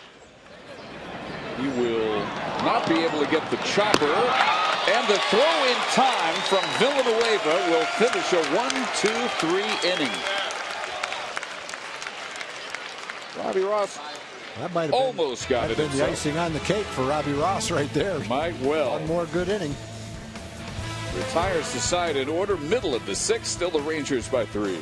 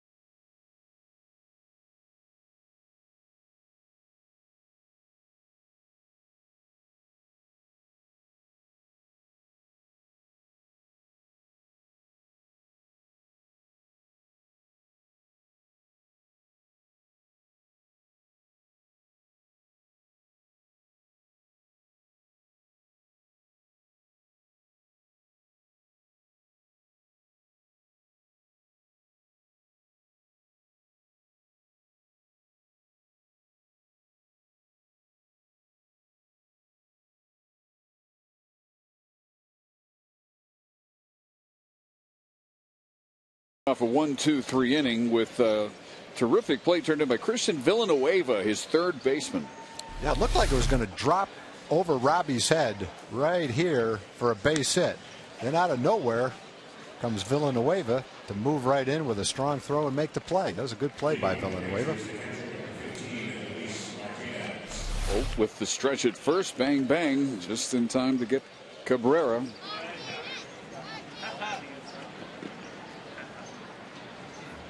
Into the bottom of the sixth, bottom third of the order. Martinez, Holt, and Bourbon. Casey Kelly in for his third inning. He has retired 6 straight after a leadoff double by Bourbon in the fourth. All strikeouts and groundouts until this fly out to the right fielder Hermida. So Martinez has walked, struck out, and now retired for the first out of the sixth. I'm not sure exactly how Kelly factors in this year for the Padres, but he's one of a number of good young pitchers they have that certainly is a big part of their future. One of the centerpieces of that trade with the Red Sox for Adrian Gonzalez. Mike Holt sends the first pitch to the same spot. Hermida puts away out number 2.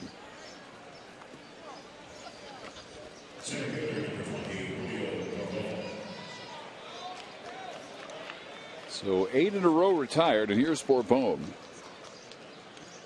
who doubled to left center on the second pitch he saw from Kelly back in the fourth inning.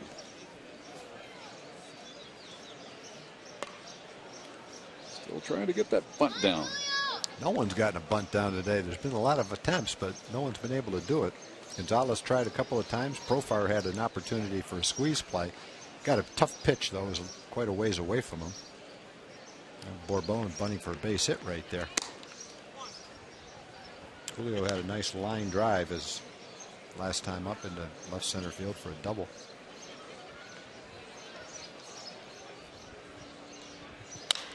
Another line drive.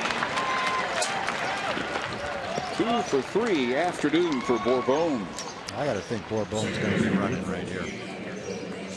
Last day of spring training, go for it.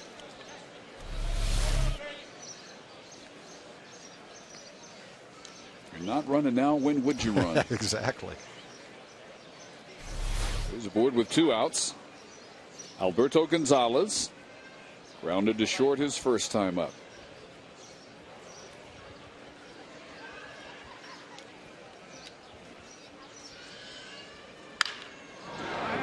And he sends one to right field, a base hit. Bourbon heading to third, and the throw cut off, and the out is at first base with Gonzalez rounding the bag. Good relay throws right there. That's the way you do it. Hit the cutoff man and make a play if you got it. Nice play. 9-6-3 to retire Gonzalez after his single. That does it for the Rangers 6. We go to the 7th, 5-2 over the Padres.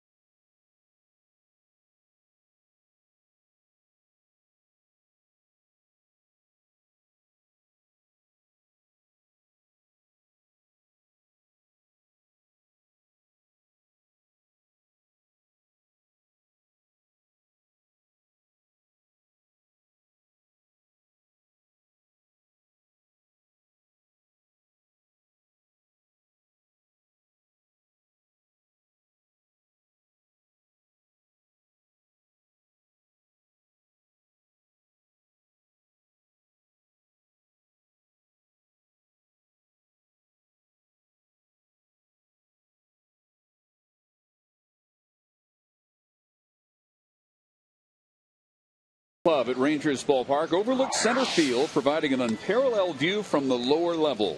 This modern venue serves as a party suite for up to 120 guests. Individual all-inclusive tickets are available for some games, including April 9th and 12th, and start at only $75. Visit TexasRangers.com/batterseye for details. Can't wait to see the work that has gone on out in center field. Rangers Ballpark since we were last there for Game 5 of the World Series. Get to see it Tuesday night against Mexico City. Mark Lowe will come on for the 7th inning, 4th Ranger pitcher of the afternoon. And just so-so numbers for Mark this spring.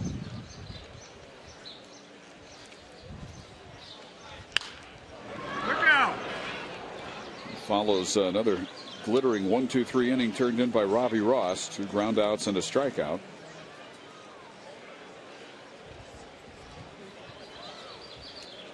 As Vince Belnome,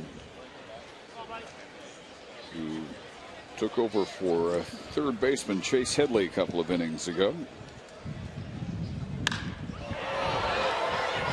sends that one deep to left field. Off the wall at the 379 mark for a leadoff double.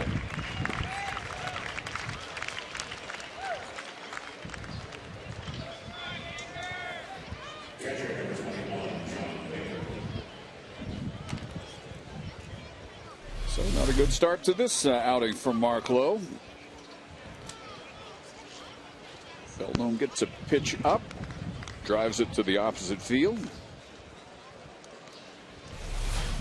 And here's the catcher, John Baker. He doubled his first time up and lined to center last time. He's hit it hard both times. Both those at bats were against Colby Lewis, who went 4 innings, allowing 2 runs on 5 hits, striking out 4 and walking 1, hitting 1 batter.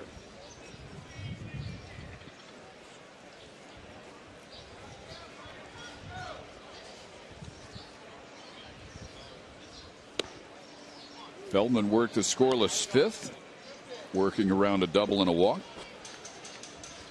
Ross breezed through the 6th.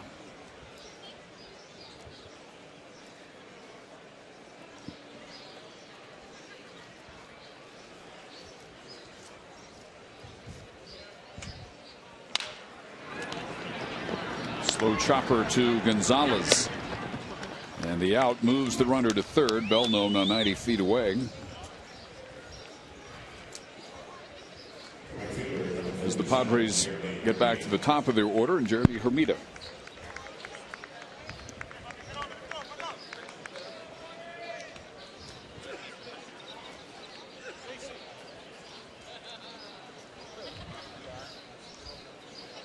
Caught looking by Feldman, his first batter back in the 5th inning.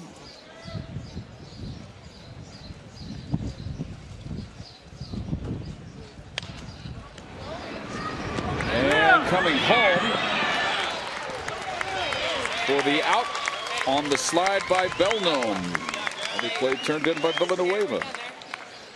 Yeah, that play is just as easy for him to make as to get the out at first base. In that situation with a 3-run lead late in the game, you say get 1 out, the infield's back. But he's about even with a left-hand hitter up there at third base with a bag, and he had to charge it. It's actually an easier play to throw the short throw home to get the lead runner. And it's a new catcher, Jose Felix, who makes the tag. He's replaced Martinez behind the plate.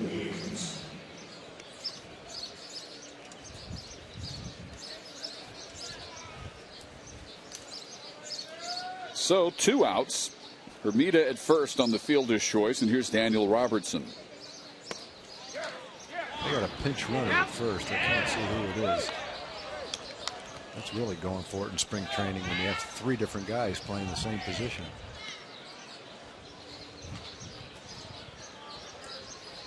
Either that or Hermida shrunk a foot. I'm not sure. I think that is a pinch run.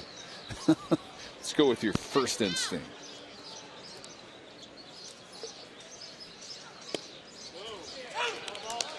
Beamer Weems, that is. Now, There's a little league name right there, boy. Beamer Weems. Sounds like he should have been in Bad News Bears.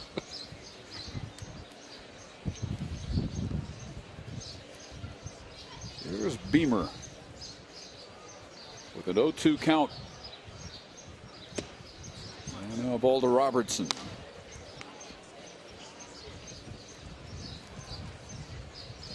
Robertson replaced Cameron Maben in center field. Doubled off of Feldman back in the 5th.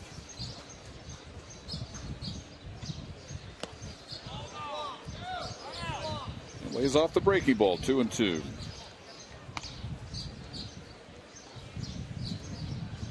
Felix, new Ranger catcher.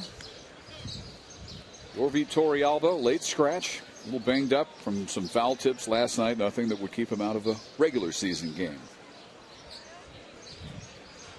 So Luis Martinez caught the first 6.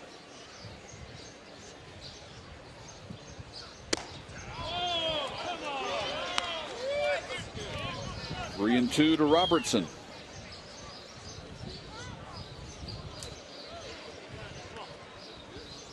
So it's worked around the leadoff double by Belnome with the force at the plate.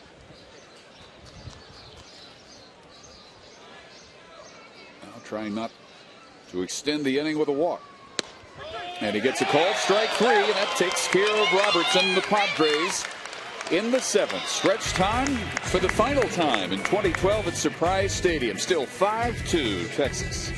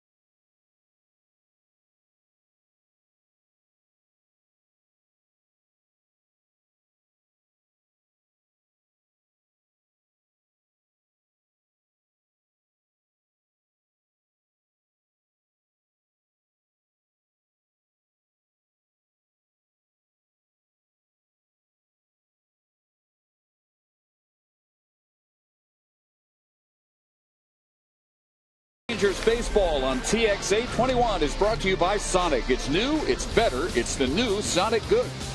And by Sports City Toyota. Go to sportscitytoyota.com. We'll deliver anywhere in Texas.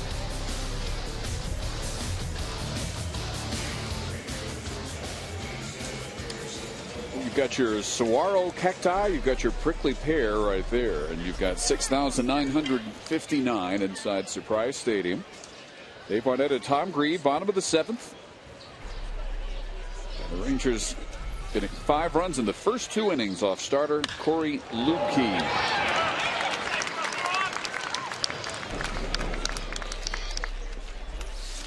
The first pitch driven for a base hit.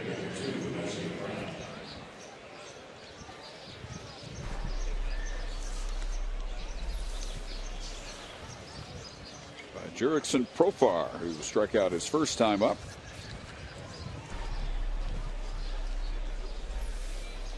Now Dusty Brown, who took over the DH role for Michael Young back in the 4th. And he struck out as well.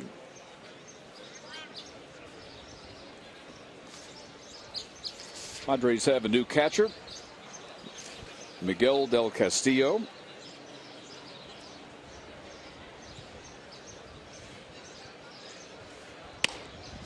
if you're scoring at home, and I don't know why you would be, but if you are, you got a dirty scorecard today. The good news, Tom, is Beamer Weems stays in the game. He's at shortstop. The shortstop, Perino, went to left. The left fielder, Carroll, went to right. I think that's all of them.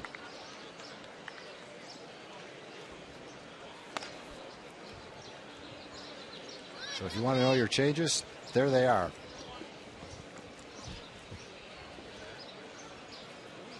That's a much cleaner scorecard than we are working up here. That's the Rangers scorecard. And that one is driven just foul. A little bit too much slice on it for Dusty.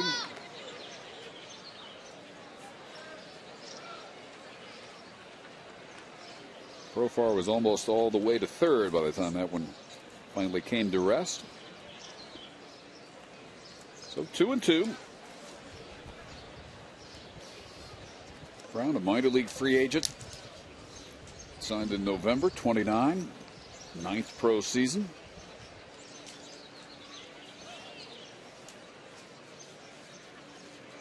From here in Arizona, Bradshaw Mountain High School in Dewey, Arizona.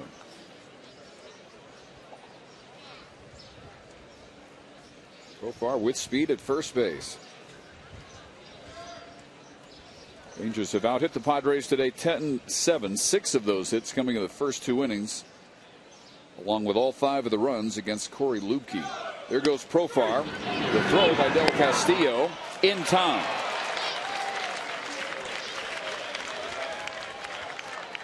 Profar out number 1 of the Rangers' 7th. Out number 2, Brown striking out. It's a strike him out, throw him out, double play. Pretty nice catch, nice throw by the catcher. In fact, almost perfect. I guess it would have been even better if it was a foot lower. But right on the bag. Profar had a decent jump, too. 3rd strikeout for Casey Kelly, who has been very impressive. Working his 4th inning. Colt Hines worked a 1-2-3 third following Lubke.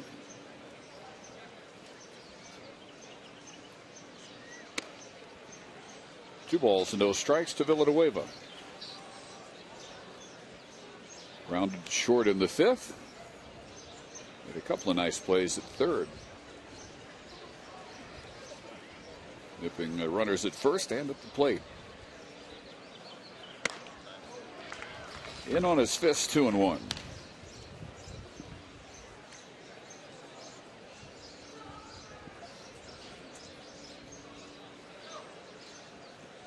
Ranger starters got a couple of bats apiece. Took the rest of the day off. That roller to 3rd. And Belnome across to Matt Clark. Another impressive inning for Casey Kelly. We go to the 8th, still 5-2.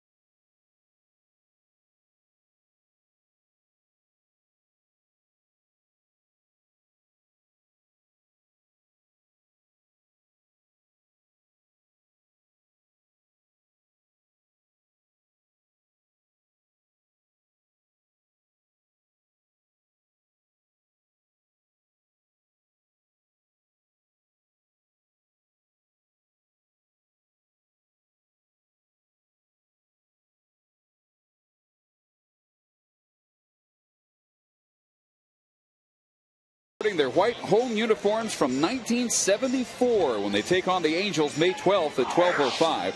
The red, white, and blue colored uniforms from 74 featured built-in waistbands and blue as the primary trim color. The cap from the 74 uniform was blue with a red trim tee on top of a red bill. And the first 30,000 fans will get a retro 1970s cap sponsored by Fox Sports Southwest. May 12th, the Angels in town, 12:05. Alexi Ogando, Rangers' 8th inning pitcher. Just his 4th outing this spring. And first up is Matt Clark.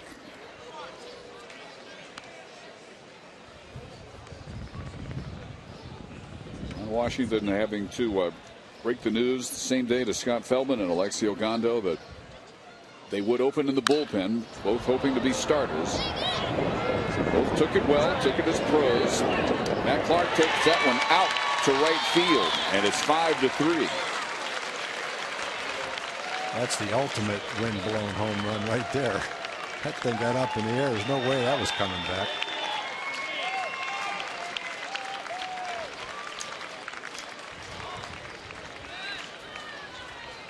Wind has been whipping out to right all day long. A dry cold front came in from California overnight. And Matt Clark takes advantage of these very friendly hitting conditions. At his 4th home run, he's hitting over 400 for the spring, too. San Diego, the 2nd best spring record in the National League, 19-14. 0-2 against the Rangers before today. That figures to change dramatically as soon as the bell rings.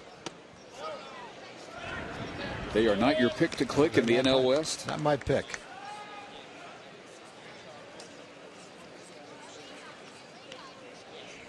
Sawyer Carroll,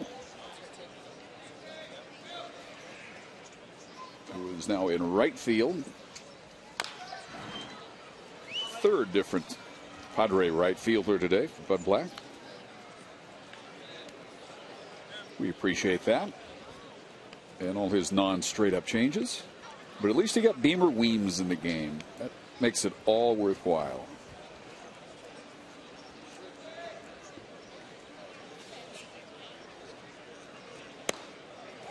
Called strike 3. Ogando breaks off a nasty strike 3. The pitch before it was a 97-mile-an-hour sinker. That was an 83-mile-an-hour breaking ball. Slider right on the inside corner. 8th strikeout by Ranger pitching today. Starter Lewis had 4 in his 4 innings. Every other pitcher has had 1 in his allotted inning. Well, that foul ball by Andy Perino replaced a bird on the guy wire behind home plate, but the bird's okay. It's a minor distraction for that bird, who's rather upset. Flew right out of the stadium. It's not like he didn't pay for his ticket.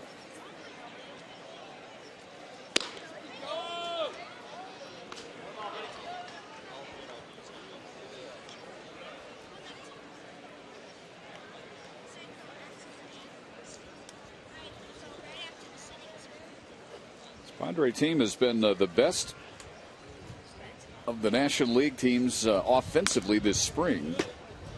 Batting average of nearly 300. They've been the highest scoring team in either league this spring. 2nd in home runs. They've hit 2 out today. Jesus Guzman in the 4th. And Matt Clark here in the 8th.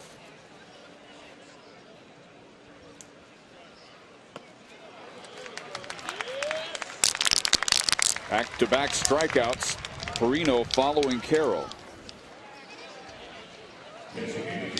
And bring up the DH all day, Kyle Blinks. Another good breaking ball. It's more like a curveball. Had a little more break to it. Broke straight down. Ogando, of course, this time a year ago learned he would be pressed into duty in the starting rotation. An injury to Tommy Hunter. All he did was make the All-Star team. Win 13. And become one of the best out of the Ranger bullpen through the postseason. That will be his role again. Ogando will be used to get things to Mike Adams, who will hand things off to Joe Nathan. Look for them 7th, 8th, 9th inning. And now a strike away from striking out the side after the Clark homer. Yeah, Clark hit a fastball for a home run, and Ogando's making sure that they see a little bit more than his fastball.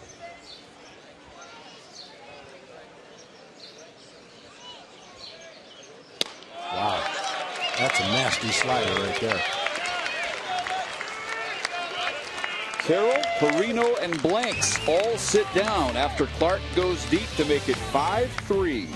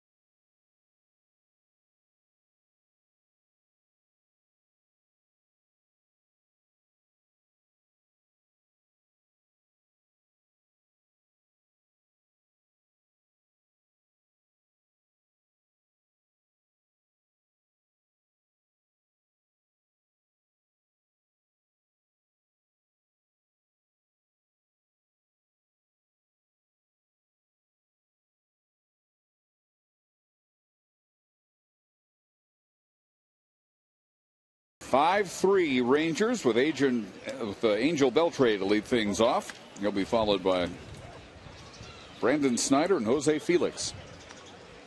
Casey Kelly on since the 4th. Beltre sprays a base hit to the opposite field.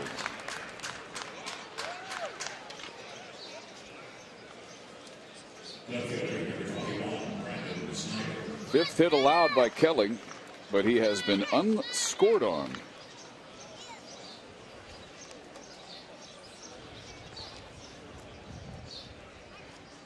Corey Lubke, the starter, an unimpressive first 2 innings. 5 runs on 6 hits, 2 walks. He was up against the Ranger starters, each of whom got a couple of at-bats and then been given the rest of the afternoon off by Ron Washington. Brandon Snyder took over left field for David Murphy, who had a 2-run single in the first.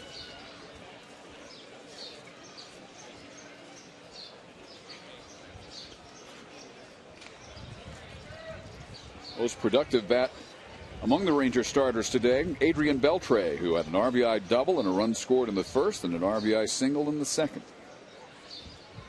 Rangers scored 3 on 4 runs in the first. 3 on 4 hits, 2 on 2 hits in the second.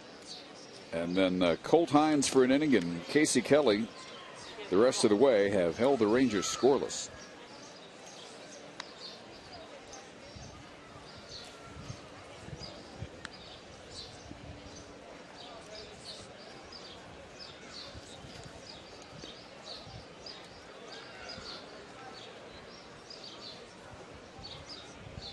This is the 6th outing 2 of which have been starts for Casey Kelly. He was 2-0 with a .230 earned run average this spring coming into today, and has not done anything to besmirch his spring numbers.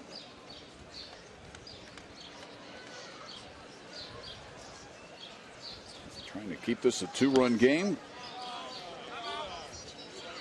1-2 to Snyder, who grounded to second his first at bat.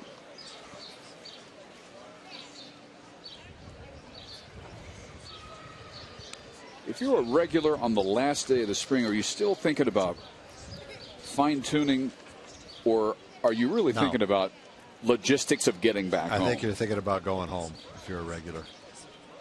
I think all the other stuff has been accomplished, and this is just the last day of spring training to make an appearance for the fans that came out to see the last game. I think that's what Ron Washington did. He started all his regulars that were available anyway, let them all get 2 at-bats, and I think that's out of respect to the fans as much as anything.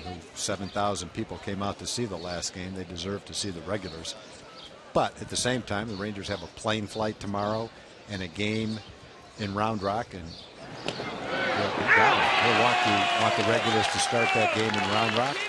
They'll play against the Mexico City team, and I'm not sure exactly how many of them will play or how he'll do it against Frisco, but he wants to have them in tip-top shape for the start of the season as far as their timing goes, as far as their work goes, but at the same time well rested. So that's what they're thinking about right now. Kelly picking off Angel Beltre for the first out, and thought he had the second out right there, a little bit inside to Snyder. 2-2. I wouldn't be surprised. The regulars left in the second inning. They all walked down to the clubhouse together. They might be still in there watching the game. During the season, you never leave the ballpark before the game's over. Spring training's a little bit different. They might have all, who knows, gotten permission to go home and put the finishing touches on their packing for the trip tomorrow.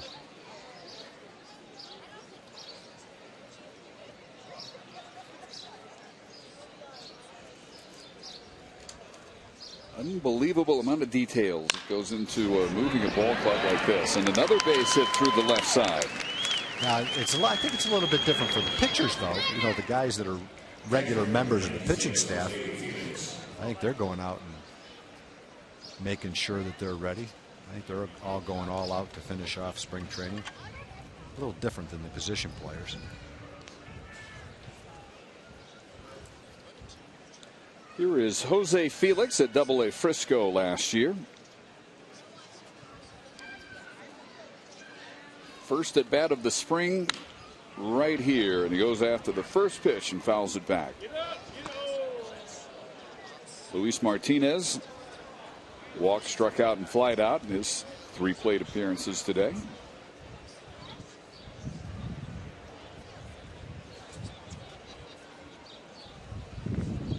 Rangers held out today. Torrealba, Josh Hamilton with tightness in his left groin. Yoshi Tateyama with back stiffness. Felix flies out to Sawyer Carroll in right. And now Mike Olds, who flied to right his first trip.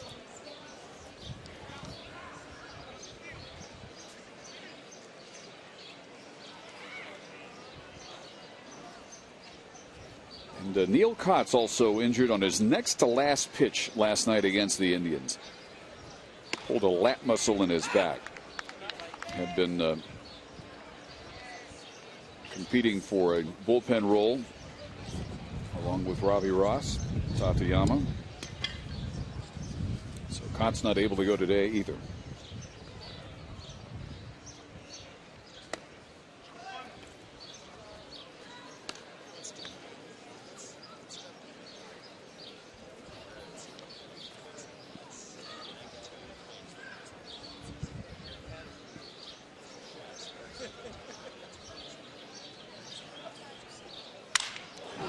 Broken back grounder. Bell-known goes the short way, and that takes care of the Ranger 8th. No runs with 2 hits. And we go to the 9th. 5-3 Rangers.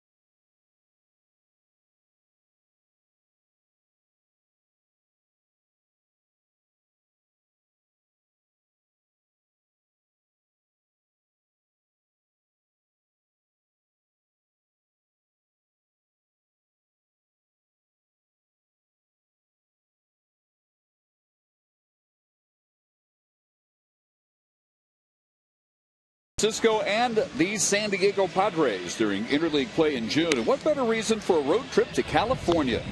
Join other Ranger fans for a Rangers destinations trip, including hotel accommodations, game tickets, a VIP ballpark tour, and the chance to meet a current Rangers player. Get details at TexasRangers.com/destinations. Rangers will be at Petco Park June 18th through the 20th. A couple of night games and a mid-afternoon. Used to call them twilight starts. And that is a trip well worth looking into. Here's the Rangers' new closer, Joe Nathan, on for the 9th inning.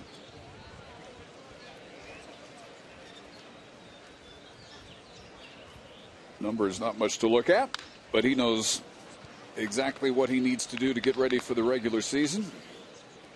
And he's got Everth Cabrera, Vince Belnome, and Miguel Del Castillo. Bottom third of the order here in the top of the 9th.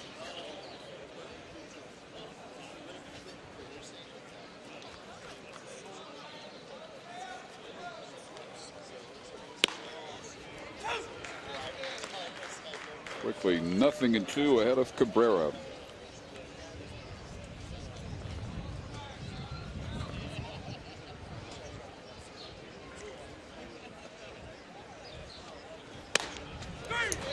Three pitches, sits him down. 4 straight strikeouts by the Ranger relievers. Ogando in the 8th, and Nathan gets his first man here in the 9th. Another good off-speed pitch. Like a changeup. They dropped it on the outside corner.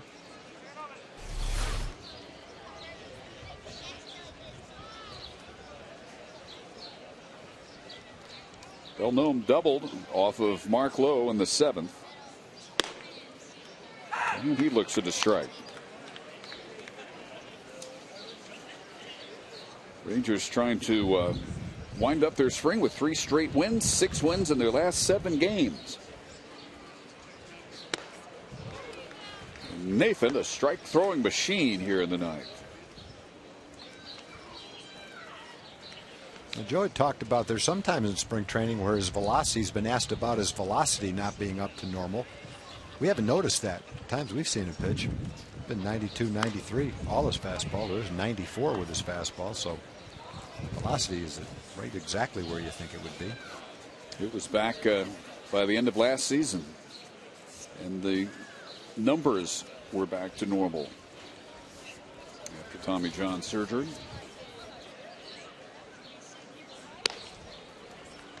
Curve is away, 2-2. So Nathan now the new anchor in the Ranger bullpen.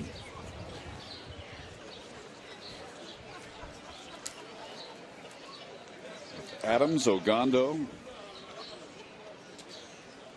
Feldman to get the game to him, just outside again. And who knows, maybe Robbie Ross today joins that group after turning it a 1-2-3 6th inning. His Cactus League finale. Popped up, and in foul territory, it is the second baseman Gonzalez who takes care of it. It's a good thing Gonzalez was ready, because Mike had lost it in the sun, it looked like. Ball went up, and you kind of look at Holt, who was, he thought, underneath it. Turned out he's about 15 feet away from it. I got it up. Right about there. Started to get a sinking feeling. I don't think he has any idea where the ball is right now. Either that or he just totally misjudged it. What a relief to see his teammate right there. Yeah, thank you very much.